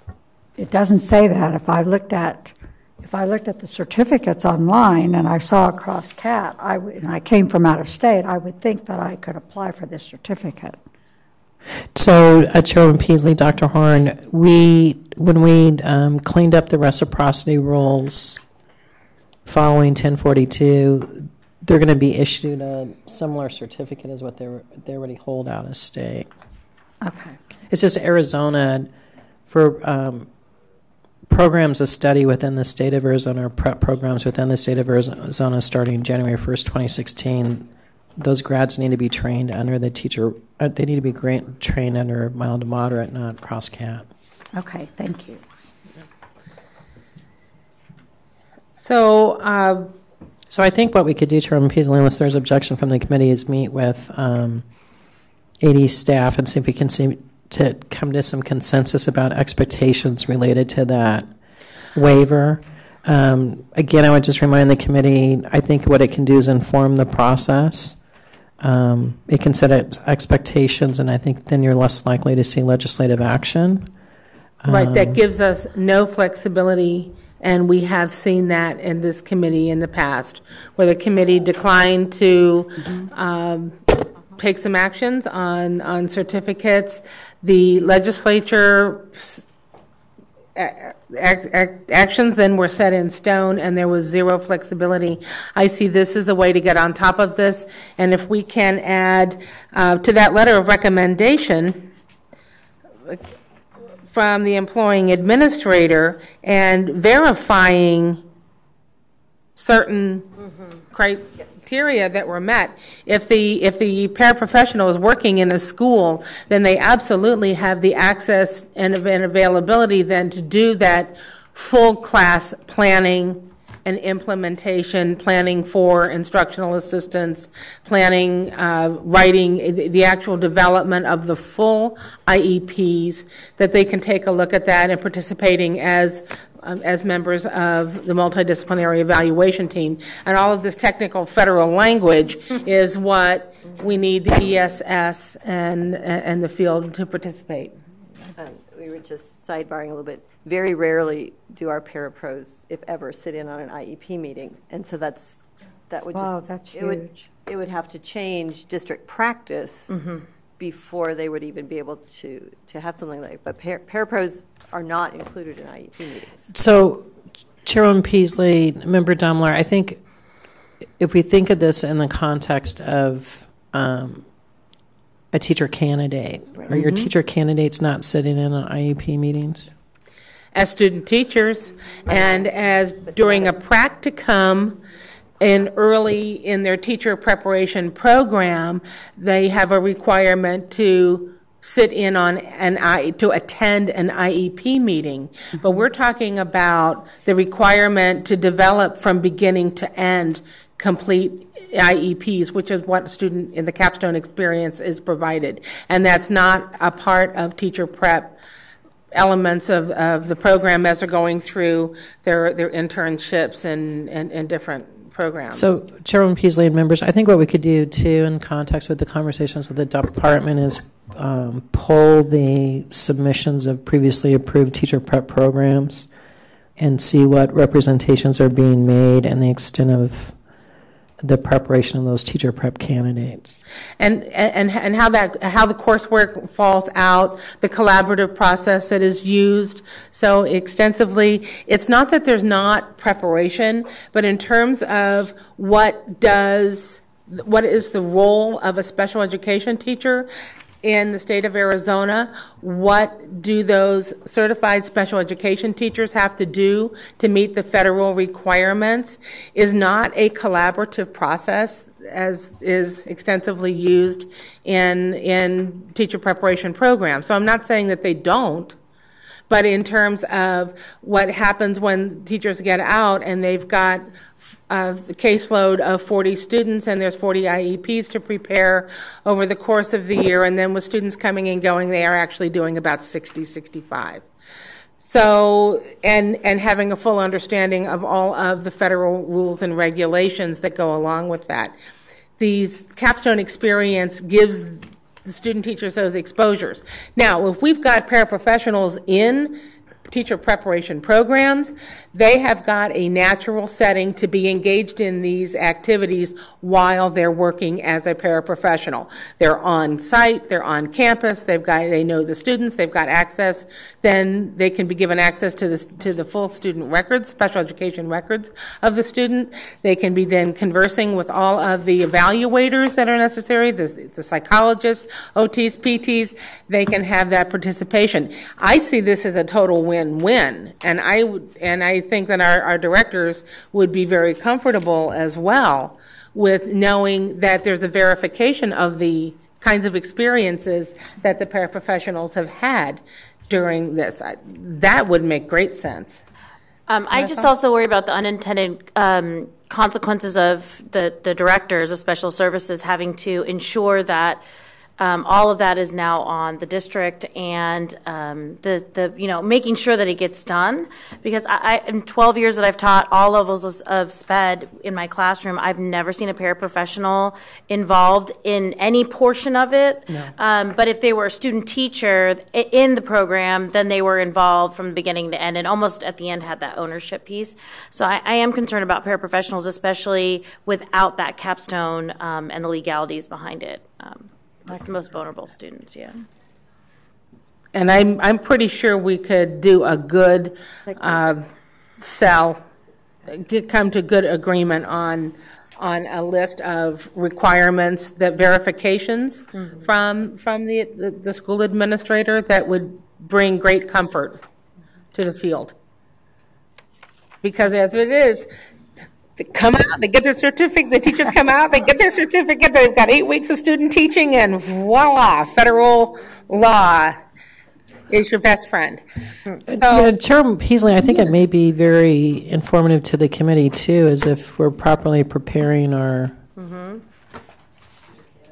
I mean, I think it's part of that we can't just think in the mindset of the paraprofessional. We have to think in the mindset of the teacher candidate. Have they had a robust program of study and experiences throughout? So we'll see what we can do and bring back some language. That would be absolutely great, and then I can reach out to the field as well, because I think that would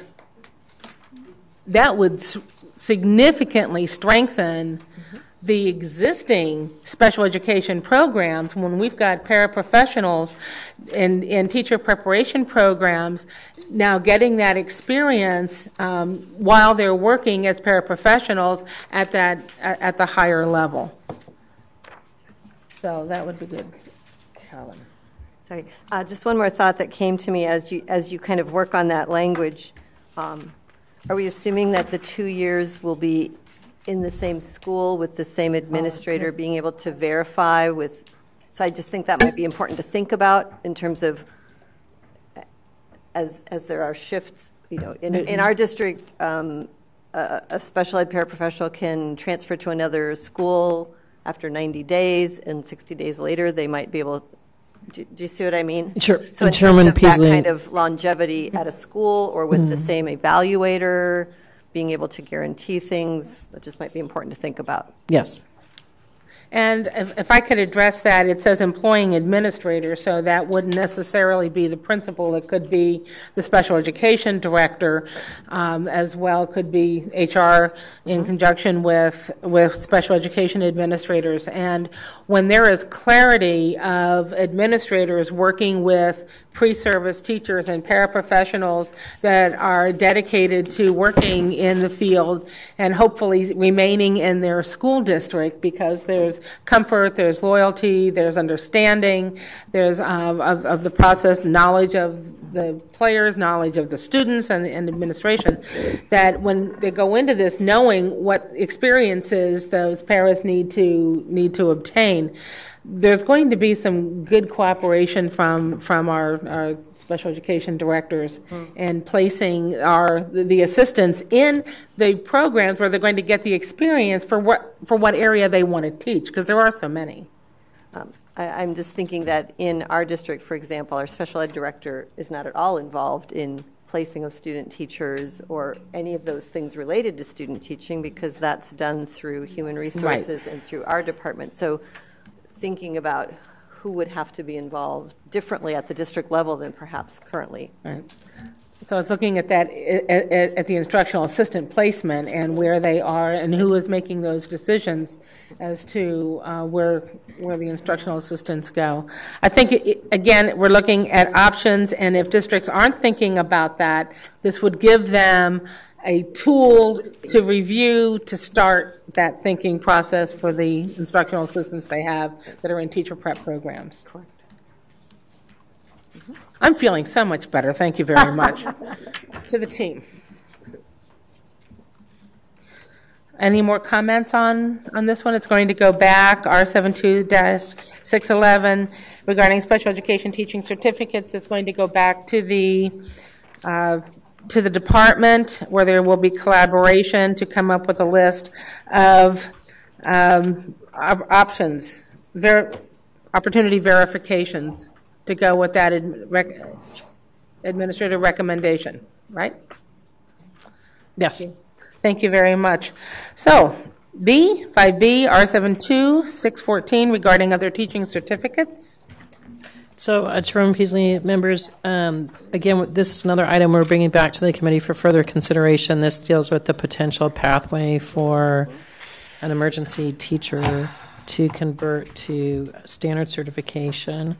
Again, we think that this will likely be subject of legislative action and would encourage the committee to consider action prior to that. Part of, I think, what the committee could consider is what kind of verification does it want to see from the administrator. And for the benefits of all members of the committee, under existing rule and statute in Arizona, you can have someone employed full-time as the teacher of record through an emergency teaching certificate, and they act for all intents and purposes as a full-time teacher would. So some in the field feel that there's some instances where these individuals are successful with a couple of years' experience and would like to see a pathway for them to become a full-time teacher through a standard cert. The only option that exists right now for these individuals would be to take additional coursework to become a teacher. Individuals go through the same professional development, the same induction. They have all the same requirements in the course of their employment that a standard certified teacher would have. So the way it's proposed right now is the individual would have to have taught full-time for 2 years successfully. They would need a recommendation from a school administrator indicating that the applicant has made satisfactory progress and achievement with students after 2 years of full-time teaching, and they would have to pass both the subject knowledge and the professional knowledge exam.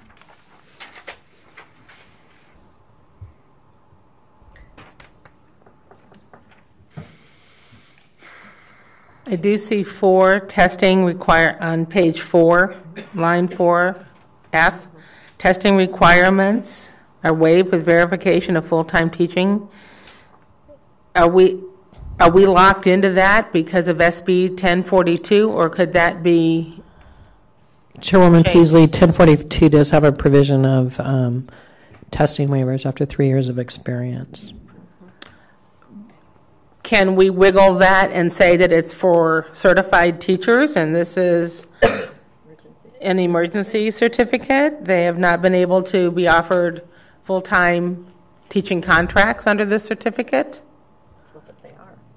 I'm extended. I'm sorry, extended.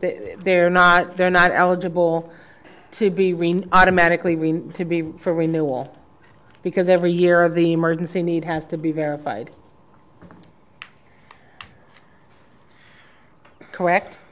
For an emergency certificate. Once a year. Mm-hmm. Once for a 3 year. Years, for 3 years, so then they would be. Right. Well, there's the renewal of their certificate, but in terms of continuing on for hire, every year the district has to certify that a need exists for an emergency certified teacher, and so that makes these emergency certified teachers, is my understanding, ineligible for contract renewal when that happens in. And Chairwoman Peasley, I don't know if that was originally written when maybe at some point in time Arizona had a surplus of teachers. There was a story that ran the other day. I think that we're already at 1,500, 1,500 unfilled positions with the start of this school year, and over 500 teachers have left the classroom. I don't know the place of the history of the emergency need requirement, but it seems a bit unnecessary in light of the current conditions in Arizona. True. Yeah, Dr. Horn? So this is a requirement of 1042? No, Chairwoman Peasley, Dr. Horn, this is a suggested change. We anticipate that this could be subject to legislative action in the upcoming session. So the committee could get in front of it and make some recommendations about a role, or it could be conforming down the road. So I could be a 5th grade teacher on an emergency certificate, have a bachelor's degree in Timbuktu, and all this time we've spent making sure that our elementary, secondary, special ed teachers are highly qualified, and I could get a standard elementary certificate that says I can teach K through 8. That's what this says. Chairwoman Peasley, Dr. Horn, I do want to clarify there's not a highly qualified requirement under S anymore. They just have to be appropriately certified. Mm-hmm. But no, this would require 2 years, and it would require a recommendation from the supervising administrator. Now, whatever you want to, you can add additional considerations. I think that would be appropriate for this committee to discuss. And it does not apply to everyone. It would have to come from the administrator. You have people who could be on originally certified who aren't successful and they're not going to recommend them, and you can have people who are successful and they will recommend them.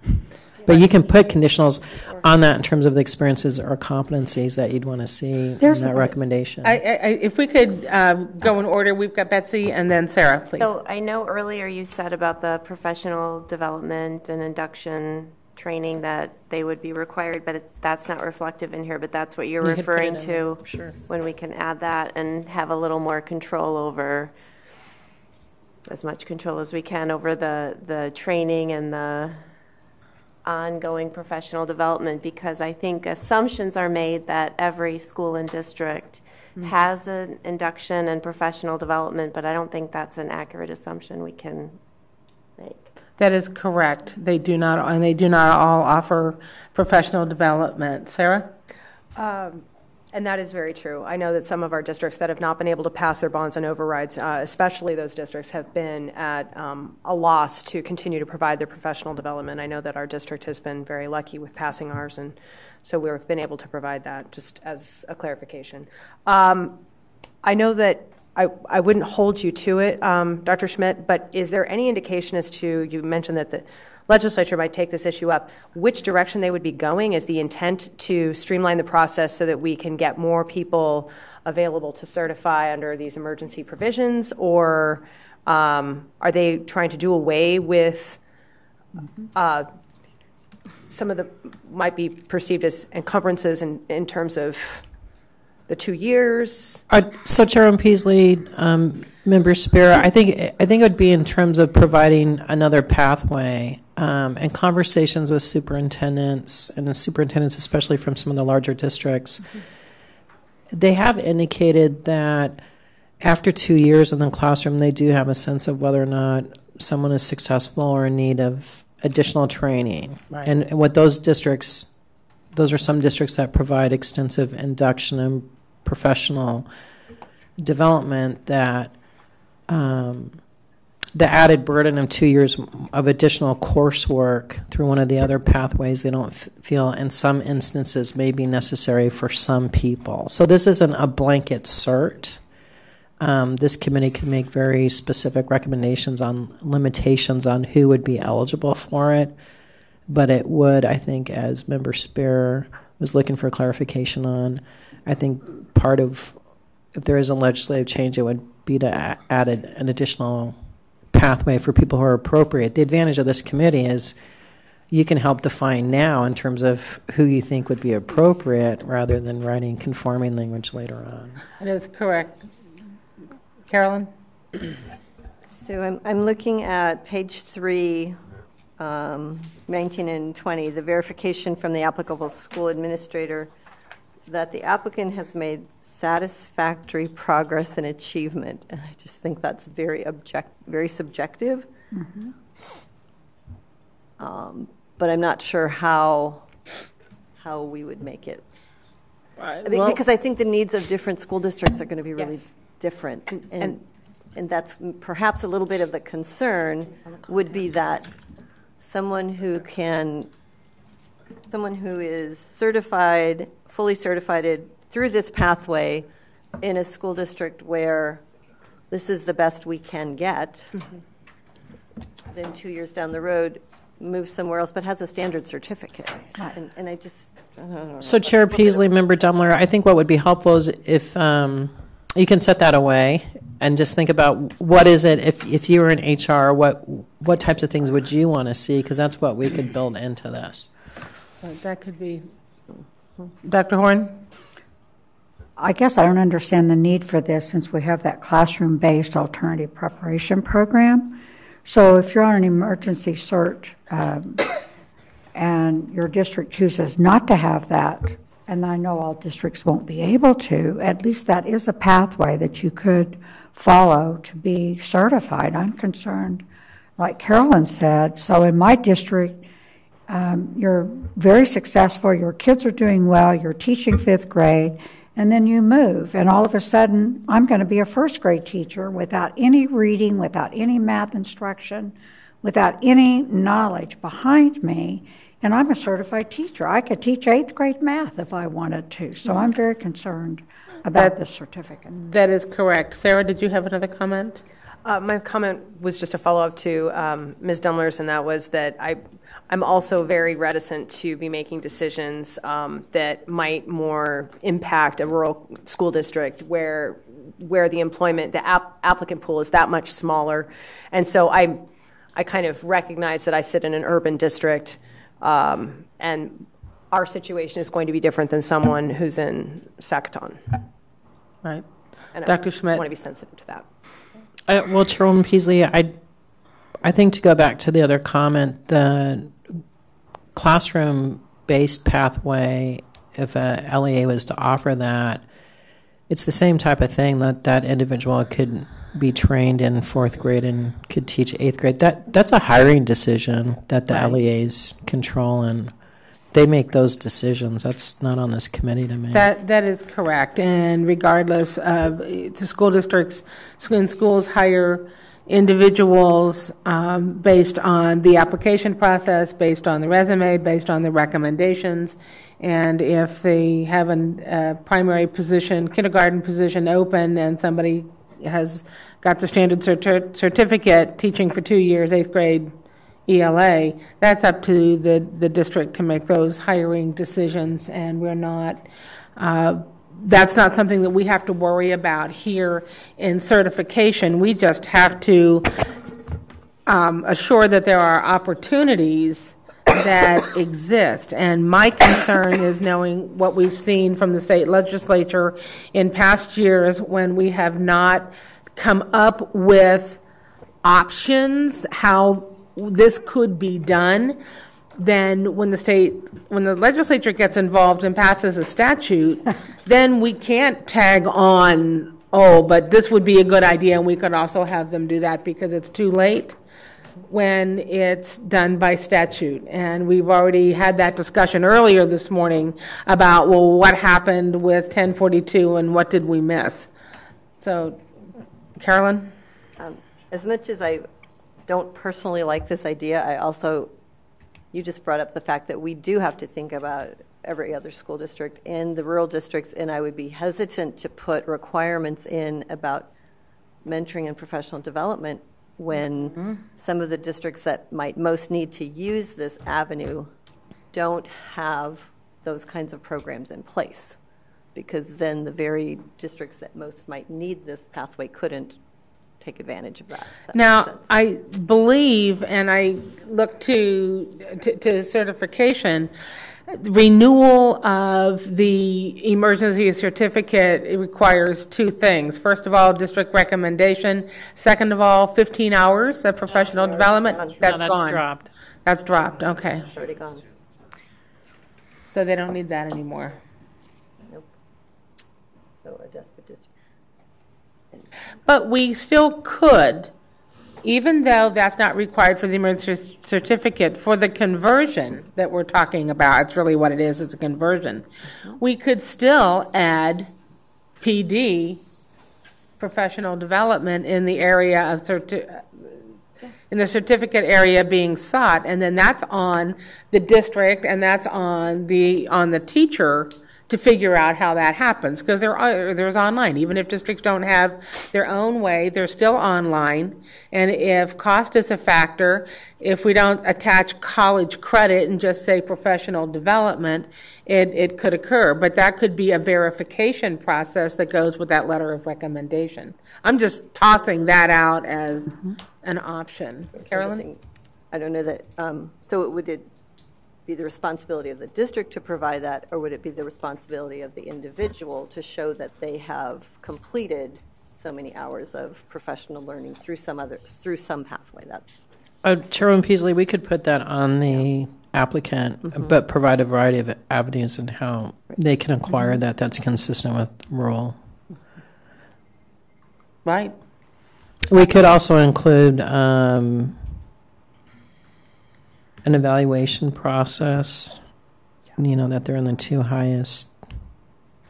That would be good. And she likes that one. Yes, And I think that would be important to have the evaluation and the professional development tacked on as verification, because in a number, I can think of 2 school districts that I've worked with that do not evaluate emergency certified teachers. Administration does walkthroughs. Oh, we do. Mm-hmm.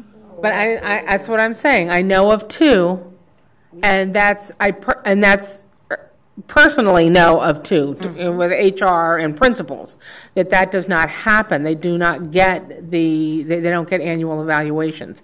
So that could be put in. I actually would feel, I think, more strongly about the evaluation being a part of it than even professional development, simply because, well, I mean, when you say satisfactory progress and achievement with students, if you use the evaluation, student academic progress is part of the teacher evaluation. So I think that's it's a clearer requirement than saying satisfactory progress and achievement is. And Chairman Peasley, we could put in the 2 highest performance levels too. Yeah. Yes. Dr. Horn? I do like Dr. Schmidt's suggestion to Carolyn and HR directors to say, if you did have this, what would you want to see? While I also agree with you about evaluation, I think that putting professional development on the shoulder of the applicant is also important. If you're an emergency cert teacher and that PD needs to be in some following, we need to frame that so that they really are acquiring some kind of skill as a teacher. So I don't want the legislators to do something that we don't agree with. And I would like to have the opportunity to take a look at what would we want this to look like if we had to pass it. Sarah, did you have a comment?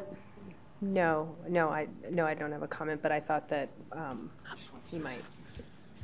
Chairwoman Peasley, members of the committee, we'd like to suggest that a new certificate be created. We don't think it's fair to put this person who has 2 years of emergency teaching into a standard professional certificate, someone who has completed a prep program. So maybe something to distinguish, also for HR to be aware of how they earn their certificate. That's a good idea. Oh, that's novel. So, Chairman Peasley and members, I don't think there's any problem with clarifying that. I think with the last cert changes, we did label the certs that came from a prep program as professional. I don't think we'd want to call these unprofessional, but we could think of some. We could come up with some name. Because the other thing is, I think we want to be, aware of the name, because then down the road, you could have someone who's very successful for 20 years, and I think we want to be aware of whatever label we put on that. And, right. And the other thing is, this is not intended for every single person who's an emergency certified. It's, right. I think we've talked about professional development, we've talked about an evaluation process, but there might be some instances where this does make sense. Ann? Probably this is a question for Carolyn. In our district, when we have emergency certified teachers in a classroom, their expectations are different than a classroom teacher. So on the evaluation and the things that you're talking about, they wouldn't be expected to set those learning objectives for students and be held accountable for that. So I don't know if that's something that, as people are looking at language, if that's more of a district HR issue, or if that's something that needs to be in part of the language. But I think if you're going to get a cert, being emergency certified, you should be doing what a certified teacher is doing. So I don't know where that falls, though. Well, so then maybe that's an unexpected or unanticipated danger of this certificate, because in our district, an emergency certified teacher is a full-fledged teacher doing all of the same work that any other teacher does, and is expected to write lesson plans and is expected to be evaluated. But if that's not true of emergency certified teachers I don't think in a lot of other districts, then they aren't bringing the same level of experience in those 2 years. But that's where a requirement of evaluation, boy. And I think interesting.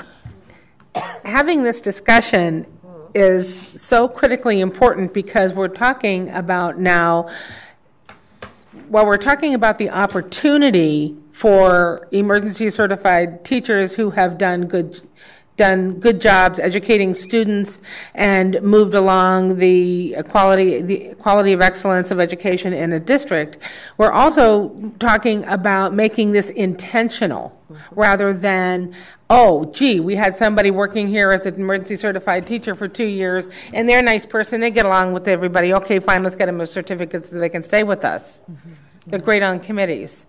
And they have not had that. They've not had that mentoring and those same expectations. This, if we could craft the criteria that would be validated, that would put it on an intentional level for the schools. Yeah, and to have to do that. Chair Peasley and members, to circle back to Member Tabo's comments. The LEAs are required to provide assurances to the department that they have conforming evaluation tools consistent with the framework adopted by the state board and state statute. So we could work that in so that they're held to the same evaluation process of a classroom teacher. So that's a great observation. We can add that in too. Thank you. Carolyn, any other comments? Anybody else have any comments? And I think what we've done with 5B, R72612 regarding other teaching certificates, the emergency certificate, that this is going to go back to the state board and certification to take a look at adding a verification criteria. The committee is recommending and has talked about 2 years of successfully meeting criteria of the teacher evaluation system in the district or charter school. And we've also talked about setting a limit of, talking about some limit of hours of professional development in the area related to the area of certificate. I have one more question. Dr. Schmidt, is there a reason why it's 2 years and not 3, meaning they exhausted the 3 years of the emergency cert and then the 3 years within the waived? Right. Chairwoman Peasley and Member Garcia, so there's 2 things for the committee to consider. One is pretty uniformly what I heard from superintendents was they felt that they could make the decision after 2 years whether or not that was someone they thought would be qualified for a standard. And then number 2 is if you do want to make it 3 years, then likely the testing waivers would apply. Mm-hmm. If you set it at 2 years, that's pretty consistent with what I heard from superintendents and would still require testing. So, yeah, that makes good sense. Betsy? I'd also like to add with your list that you started professional ethics too. I think that's part of the requirement, and just to make it more consistent with, I know I might be going down a path of defining coursework, but literacy development within PD. Within the PD. Yeah. And math. And math, right. Mm-hmm. Thank you. Have that same list. Differentiated instruction, knowledge of working with special education students and disabilities. We're not going to be able to add all the coursework, but near and dear to my heart. But they'll get an hour of each. Really, I although if it's in, do we want to add that in there? Hours of professional development to include professional development in. As long as we give them choices, it doesn't have to be in all areas. It's just in 3 of the 5 for And- the 6 or something of that nature. And the difference is here, if we're talking about this certificate, I think it's very critical that we differentiate on this certificate whether it is professional development hours Yes. or college credit, because that's very, very much different. And I know that financial considerations is a big, that is something we need to be mindful of that. Carolyn? I think you also have to remember that you're talking about an emergency certificate. This has to apply to a kindergarten teacher all the way up through any other certificate that we might have requested an emergency for, which might be a high school band director versus. So I almost think that trying to, I think you have to leave that up to districts. If this is going to be district driven, then districts have to know what are the most important things for that person if we're going to look at them to perhaps continuing down the road. The other thing is that I don't think unless there are just no candidates around, most districts aren't sitting here in year one with an emergency certified teacher thinking, this is going to be the person that I'm going to hire in this position another year from now, because every year we have to verify that we have advertised and at least 3 places across the state and that they're true. Sharon Peasley, those requirements got dropped, the advertising. It did? So we don't even have to do that. No. And that got dropped when? With the last batch of changes. So that's all that's required never is, mind. I believe, verification from. So we really can plan after 1 year to go, I want this person forever. They're doing a great job. So if we decide that and they're doing a great job, then we should decide what their PD needs to be in, I guess. Right. Dr. Horn? Perhaps allowing the district to decide what the PD is I don't have a problem with that. But I would like to know how many emergency certificates are really out there and where. Are they just rural? Are they citywide? I mean, We have a couple. I have some. Oh, no. so where are they and how many? Chairman Peasley, I'll defer to the department on that. I think they're pretty prevalent probably across the state. Don't Yes. you love our And all numbers schools. question? Yes. And If you just would give without making it go back and run your programs, do you have any sense? I mean, I think we're all here connected. Most of us are connected with the district, and we can talk about how many we personally know that we're working with in our district. But any sense at all? hundreds, if not 1,000. I would Thousands. think. Over 1,000. Yeah, I would See, think. that's a lot of Over people. 1,000. Chairman Peasley, members of the board, yeah, the folders were full this summer. I mean, that's the best way to describe it. You know, of 4 pieces of paper per app, the folder was full and kept refilling. Yeah. So hundreds, if not thousands. I couldn't tell you a district that would not be using them. Mm-hmm. Many districts have been using emergency subs year after year after year after year, and then now benefited from being able to issue emergency teachers. Right. It's pretty prevalent. It's huge. Sarah, and then Carolyn. And to follow up on your question, I would be interested in where the preponderance of those certificates had been issued. Is it in rural? And if so, I would really want to hear from a representative within a rural school district. I know that my district has a couple. But I would want to make sure that any kind of collaborative effort does include the representative from the rural school district. And I'm Dr. forgetting- Broussard. Dr. Korpachek. Right. And Korpachek, yeah. Thank you. Robbie, both of them. So, yeah, and I'm working with rural school district, and I'm assisting a district with 3 emergency certified special ed teachers. It's really difficult. And that's a very small district. No, it's not that small. Actually, it's a medium-sized district. I would suggest it's not just rural, though, because right. So in Pima County, probably the district that has the most emergency certs by far is going to be TUSD and Sunnyside, and those are Not those are not rural. Those Nope. are in city, high poverty, high Need districts. high need schools and districts. Thank you. And have professional development and mentoring going on, and still have very robust, but still a huge teacher shortage. The reality is, in the last 5 years, even those of us I mean, we have the University of Arizona right there, but we can't find enough people even in any of our districts. So it's just going to be more and more difficult. Dr. Schmidt? Chairwoman Peasley, the other thing we can circle back with the department about, and I know they've been swamped, but we could probably, there's a potential too, you might have some that didn't have an avenue or emergency certified, and now they've come in under the subject matter experts cert. But there are some schools we know, or some districts that do have high levels of vacancies, and through strong induction and support, they still get great student outcomes.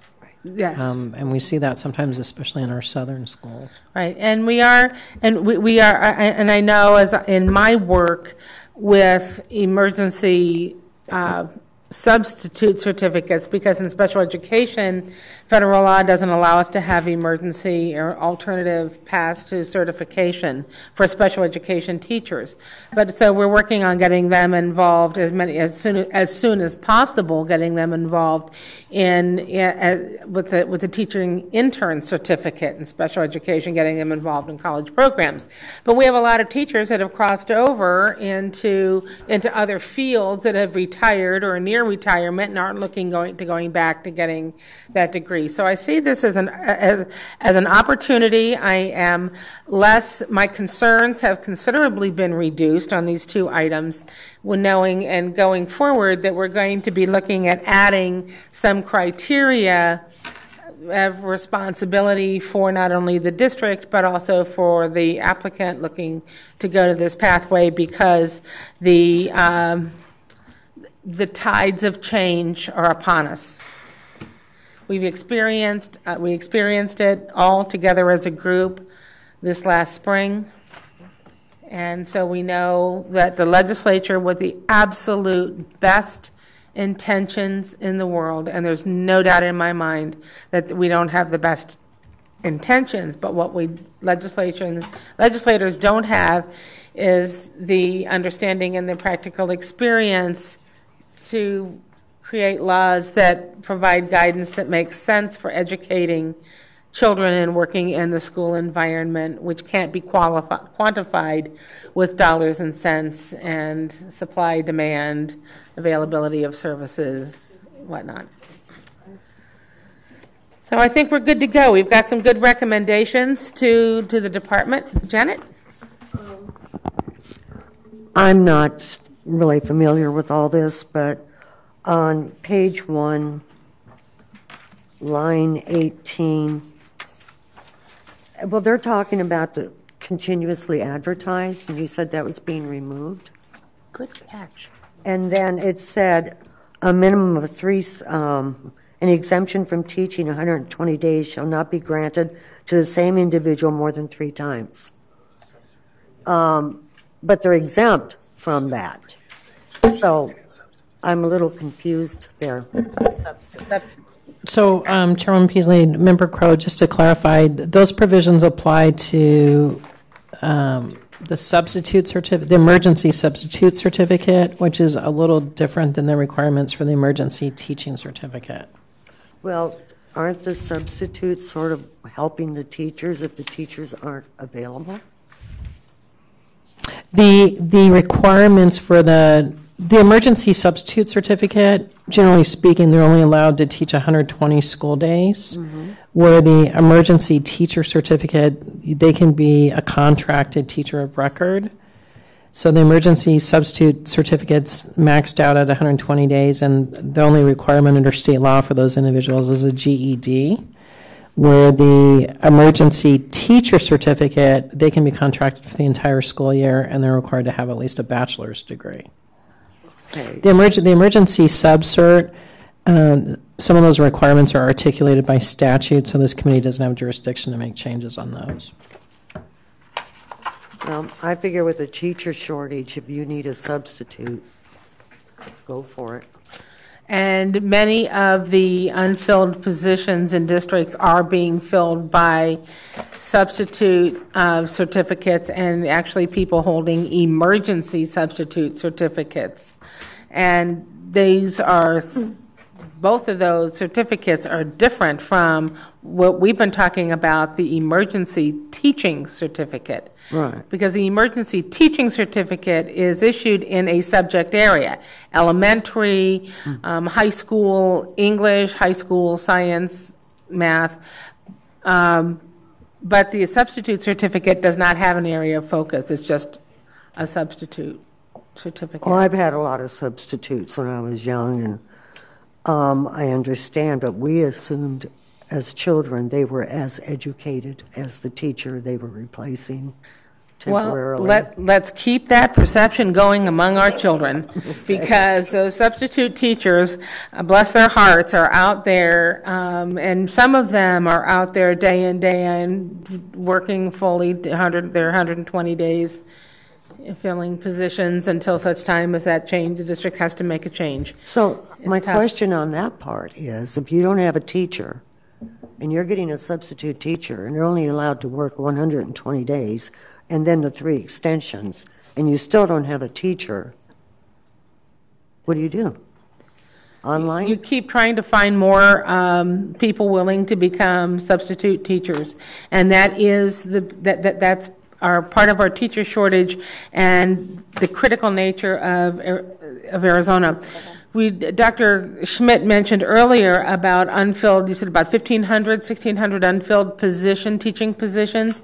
That means there's not an emergency certified teacher, there's not a substitute teacher available, there's not an emergency substitute teacher available. That means classes have been combined. We're looking at I've heard of 50 students in some classrooms because there's not even a substitute to find to be put in a class. So all of those students in that unfilled position are now spread out among the other teachers. And so that's just part of what we're dealing with here in Arizona. And the legislature is sensitive and is aware of that, and they're trying to give us options. But sometimes just having body options isn't always the answer either. So, well, my recommendation is to remove those restrictions until you have a teacher person to walk in there. Well, that fits in under agenda item number 9 with recommendations for other other certificates. I lost my page. Oh, there it is. Wish we had those here. Apologize. Future agenda items to talk about removing the 120-day requirement as an option. Are you recommending that for consideration at some point, Janet? Okay. Yes, I am. As a committee member, to have that discussion and gather the input from certification and the state board as to that kind of a recommendation. Chairman Peasley, I think if we're ready, we could probably move on to number 7, unless there's anything I think else. so too. Okay. I that's what I was thinking, that we're ready. Sarah, did you have another comment? Did anybody else have any more comments? Would it be okay if we took I'm sorry. Pardon me? I was going to suggest if we are done with 7, if we could take a little 10-minute break, if that's okay too. Yes. I mean 6. 5. I'm sorry. 5. Finish 5. If there's no other comments, we're going to close that, and let's take a 10-minute break, and then we'll come back for the final push. Thank you very much.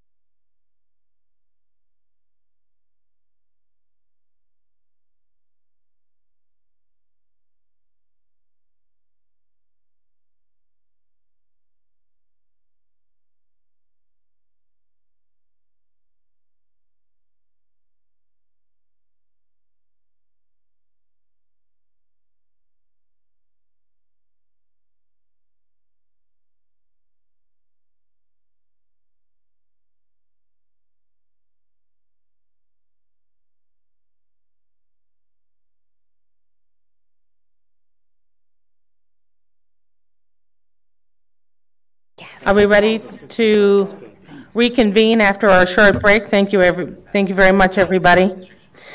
We're going to continue on with the Certification Advisory Committee meeting. Item number 7, presentation and discussion regarding proposed amendments to endorsements, the creation of a micro-credential. Dr. Schmidt. Chairwoman Peasley, members, in regards to items 7A and B, the committee engaged a pretty comprehensive review of the certificates and its prior work. I don't think one's been done before in connection with the endorsements.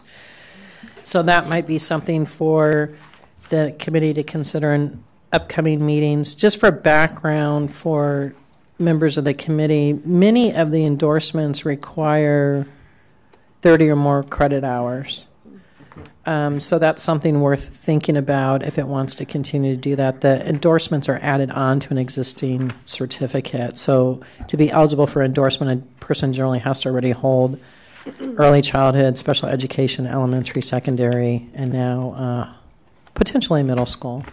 So some things to think about there. The other thing that's the subject of some pretty extensive conversations nationally is the idea of micro-credentials. Micro-credentials are recognized in just about every profession except for education.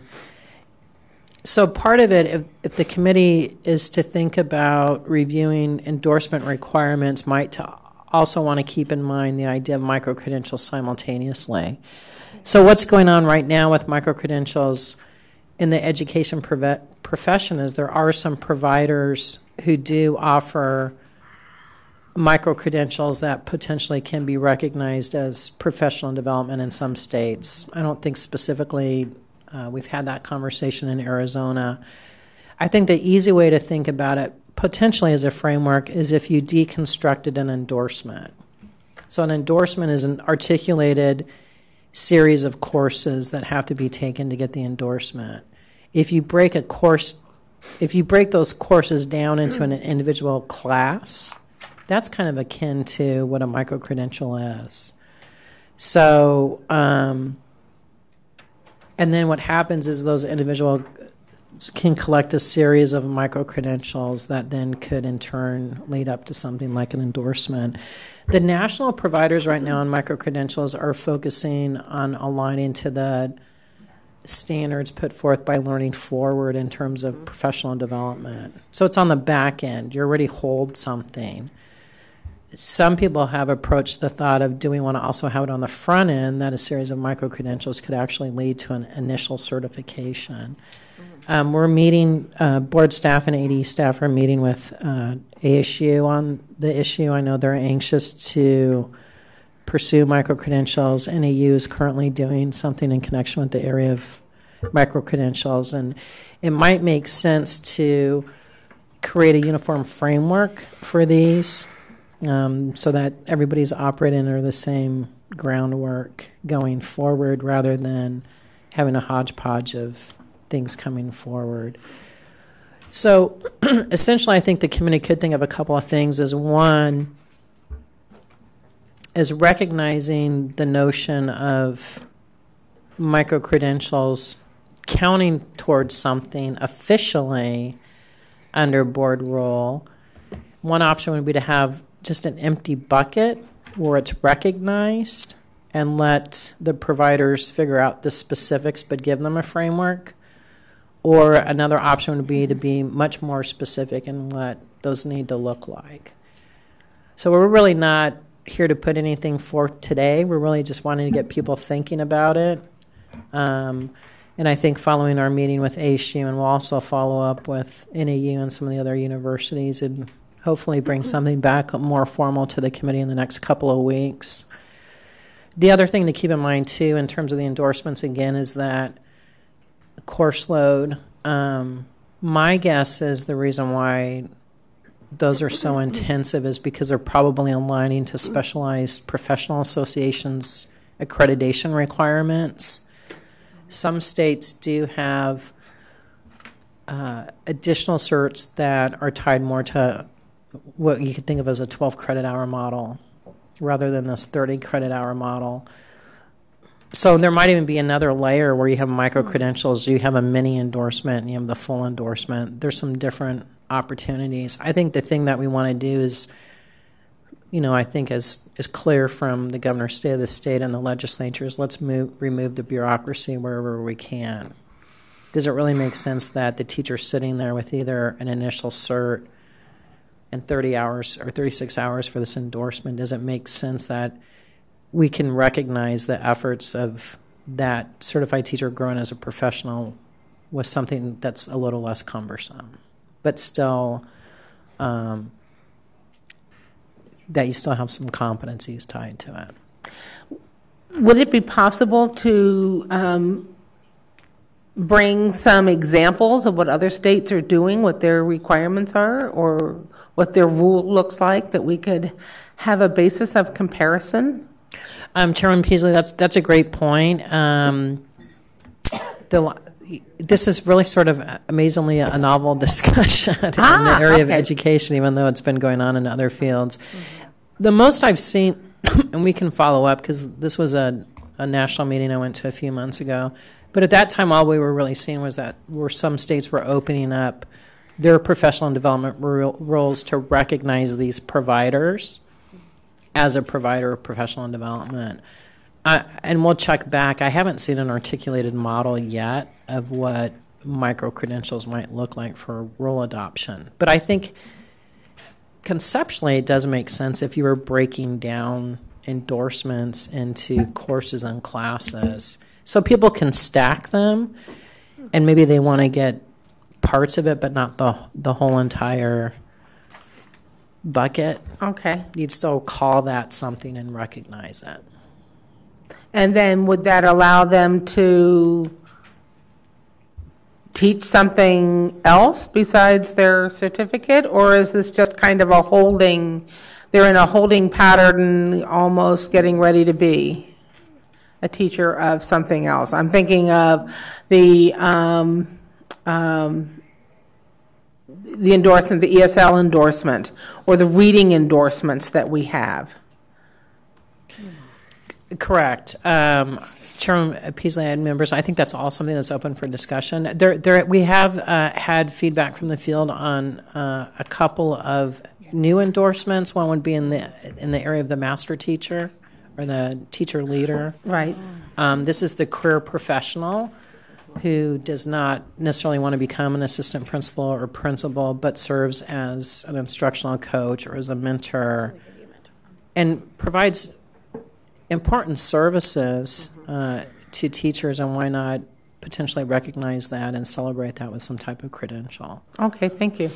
Carolyn? I was just going to say we have actually been talking about that just within our district in terms of how people just get all these units, right? Because you get salary increases when you add professional development, and one way is through a master's program, which is a prescribed program, but another way is just to accrue hours. And if we could, so we have talked about putting them into like packages almost, so a continuum, and if you take this continuum of classes, there's some kind of a recognition. But it's also similar to what National Board did a few years ago when they broke it up into the smaller chunks, and people can do just this chunk and this chunk. And ultimately, when you put it all together, it's National Board certification.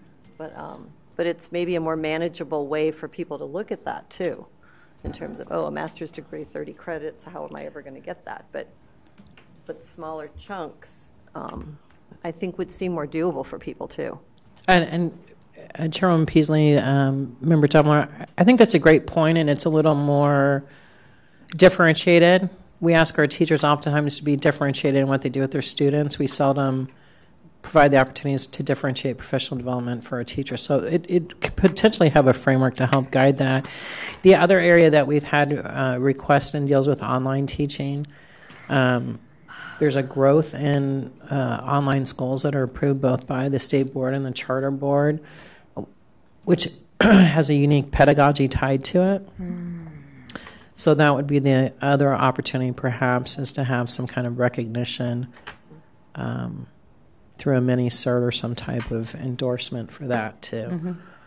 And to also recognize student teaching in an online modality or special education online teaching in an online modality. That's very different than working with students face-to-face in a classroom.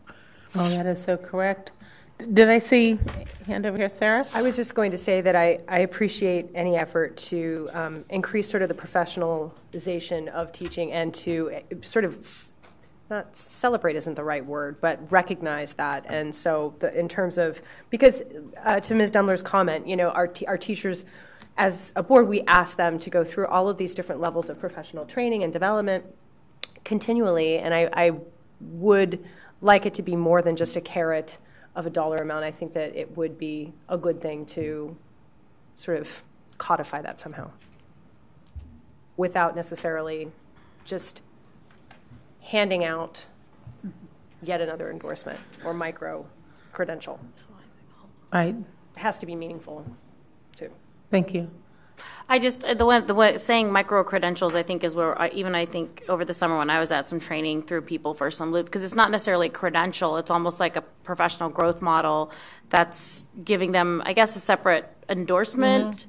So I think credentials where I mean, I agree. We are trying to figure out how to have a mentor program within our district without the funds to do it, and being able to have approved groups that are using that and having a path to do that and having that on somebody's certificate. Maybe that's why, yeah. So Chairwoman Peasley, Member Garcia, I think, so right now the micro-credential is, or they call them badging, it's offered by the provider, but it's not necessarily recognized by anybody else unless they choose to. Yeah. Now, some of those providers have partnered with IHEs, so if I get a certain amount of micro-credentials from that provider, if they have a partnership affiliation agreement with the university will give me college credit for that too.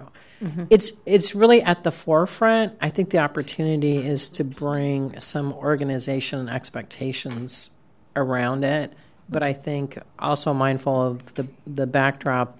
We don't want to add bureaucracy, but I think some type of minimal expectation or standardization might be helpful. Another area, for example, would be you could have a special education teacher who necessarily doesn't want to get a master's in special education, but maybe they want to focus in the area of autism, or maybe you have teachers who want to focus in the area of dyslexia. So it's recognizing I want directed professional development that helps me. It's differentiated from my needs. But why not recognize that with some type of credential at the same time? Right.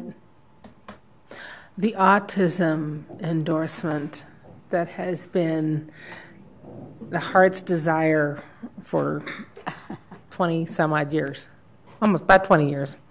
So there's a pathway to that. And I think the other thing too, Chairwoman Peasley, is the special education director. There's no real pathway for them to potentially. So, and all these would not be mandates. You know, they're really intended to be an option. But it's options and it's opportunities. You mentioned NAU. NAU has had a partnership with ADE, Exceptional Student Services, for many years, offering their select classes, special education learning opportunities. And teachers can take that either for credit or they can just take that for professional development. And teachers and administrators take those courses, so that would certainly come under that area. And Chairwoman Peasley, and I think the other thing is in connection with the renewal requirements, right? There's professional development that teachers have to engage in to renew those certs. So the potential exists then to put those into some type of guided framework that they can end up in some kind of additional credential too. Right. So I'm not taking PD for the sake of collecting my hours, but it's working towards something. Right, exactly. And those are would be verifiable hours once we identify the providers. That could be a great thing. Well, usually we do the call to the public. We talk about that at the beginning, but do we have any members of the public that have requested to speak, or even if they haven't requested would like to? Okay. Address. Thank you. It has been the practice of this committee to take public comment at the time as we advance through the agenda for each topic agenda item of interest. The next item on the agenda then is future meetings and dates and items for future agendas, and I think we're going to hear about both of those. So first of all, future meeting dates. You mentioned that we were going to shoot for an October meeting date so that we can go through, perhaps get through the CTE and special education and emergency certificate. So, Chairwoman Peasley, our board books go out October, roughly the 11th or the 12th. If it's at all possible, if we can convene the first week of October, we're pretty excited. We had a great conversation with AD staff during the break, so I think we've got some pretty good ideas moving forward on some of the details we need to work out and could turn around a draft pretty quickly. Oh, that's next week. That's next week. Yes. Wow. I'm going to Denver. Monday, Tuesday. I can meet Monday or Tuesday. Is that possible for No. Friday, the 6th? No. I can No. make Friday, Friday the 6th? No. No. What about the 5th? No. Carolyn's shaking her head no. Next week, no, I can't make next week at all. I mean, there's just too many things already. I have the option of Monday, Tuesday, Wednesday morning. On the 10th? Or next? What are you talking about? Next week or the 10th? No. I'm still looking at the 4th. Oh. I think we could get materials out pretty quickly, so if there's some specific concerns from Member Dumler, I might be able to get those and share those with the committee. She's shaking her head no. As long as you have enough other people Okay. to be here. I mean, you don't need me to be here. What day are you talking about? What about the 9th? That's I Columbus can Day. do it. Oh. Would the 10th work? Chairman Peasley, Director Schmidt, the 10th would not work. We have a charter school meeting in here, and PPAC is in the committee room and board offices.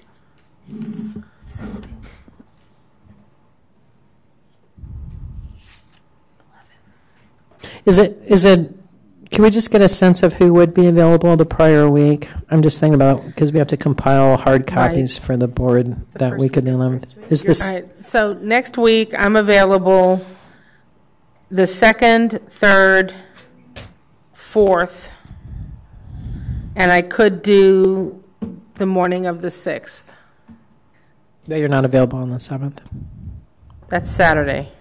Oh, I'm sorry, the 6th. As You a can't matter do of the fact, 6th? I could do the 6th. Can we get like Oh, yes, we can do, now there's a rules hearing on the 6th. That's in the afternoon at 1 That's o'clock. in the afternoon. But the morning, yes. So Okay. Could we, I'm seeing some yeses. Would the 6th work for most people? I could do the 6 in the morning. I might be able to call in, but I'm traveling. Call in. I could maybe possibly on the morning of the Okay. Yes, if you can call in. It's the only morning that I could move things around, so I might be able to. Okay. The other thing, too, I think with live streaming, it helps because you can watch it simultaneously to making calling in. Right. I don't think What so. what time on the 6th? 9 o'clock? Yes, do it early. Okay. 10 o'clock? 9 o'clock? 9. 9 o'clock on the 6th. Is that okay with everybody? And then we'll work real hard to turn around those drafts and get, let's see what day is today. I think we can shoot to get something up by end of business on Monday. Right. We've already seen this. We've had our discussions. Keep your notes handy and close.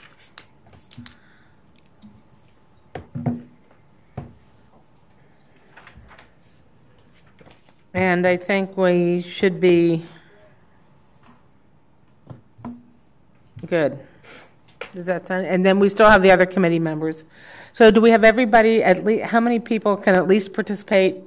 I cannot, at 9 o'clock, I'll be on an airplane, so. Okay, so not at 9 o'clock for Sarah. Betsy? I can. You can do something. Janet? You can? Ann? All right, so we've got some level of participation, and maybe when you get off the plane, as you're sitting in a waiting room area somewhere, you can We'll be done by then. do the streaming. Okay. Where are you going? Yeah. All right, thank you. All right, thank you. Then we're going to shoot for that, and we'll get the other members and see how that works. And Chairwoman Peasley, we can talk to Member Spear too before the meeting on the 6th too. So hopefully we'll have some things together before you take off. Right, that Can would we be a good thing. set other meetings? Are we at a position where we can think about setting future meetings at this time? Chairwoman Peasley, I think so, because I think probably the topic of conversation for the fall is going to be around endorsements and micro-credentials. Right. So as many meetings as we could set ahead would help. Right. I would agree. So at this next meeting on the 10th, are we just going to be looking at the certificates that we've talked about, the 6th? Are we just looking at the ones that these 4 that we've talked about today, or are we going to go into other topics as well? Chairwoman Peasley, I think for purposes of the 6th, why don't we focus on finishing today's agenda? And then I'm hopeful by the end of October, if we want to meet in November, we can probably start bringing some things forward on the endorsements and micro-credentials. Okay. I think we're just going to need a little bit of time because we do want to reach out, of course, with the department and different stakeholders. So maybe early AZSBEs, let's see. Maybe the week of potentially of the 6th of November or the week of the 13th. Week of the 6th was good. This depends on the day. Right, Veterans Day is the 10th. So, yeah, I've got flexibility all that week, the 6th through the 9th. Mm-hmm. Carolyn, what day would work for you? Not the 7th. 7th is the Teacher of the Year luncheon. Yep. Okay. So the 6th, 8th, or 9th, Monday, Wednesday, or Thursday? Wednesdays are good. Wednesdays are good. Yeah, Wednesdays are really not good. Not good? Not good. But that's okay. Most Wednesdays are not good. I usually have to cancel something. So a Monday or a Thursday?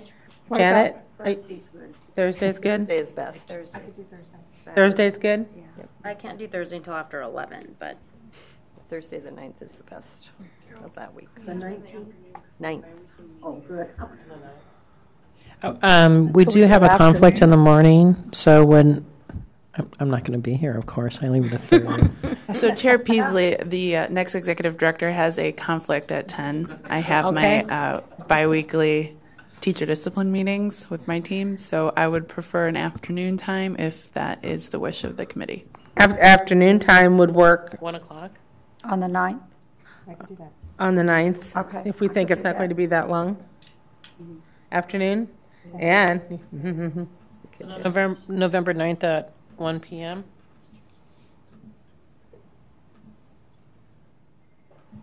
Can we make that work? I can do that. Getting out at 5. We could try for 3. We can try for 4. 3:30, 4 o'clock, 4 o'clock. I would need to leave by 3:30. By 3:30. Monday the 13th. Can you do 1 o'clock on the 9th? I think probably what we would hopefully do, and I don't want to speak for the next executive director, but is to bring some type of, have a discussion around some type of updated drafts dealing with existing endorsements, potential new endorsements, micro-credentials or whatever. So more informational. Yes, but with drafts to actually look at and start talking about. And then I would think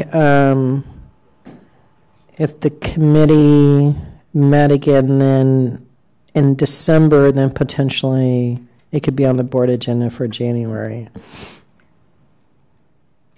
Would it make more sense, though, to send out the doodle poll since there are so many people from the board not here today? Yeah, for December? Well, even for November. Okay. I just feel like maybe, and I hate to speak for. Okay. And because you'll need a quorum for next week's meeting, I think it's really critical that you have a doodle poll so that you can ensure that quorum before you make a commitment to come on down. To reach out and be sure to get the folks who can participate I'm just thinking of online. Yeah, for future meetings, and we're going into whole different topics. I don't want us to rely on the calendars of those of us who are here without considering those of us who aren't. That's a good point. Right. Well, we've still got a good head start by adding this information, at least on a tentative basis, in our calendars.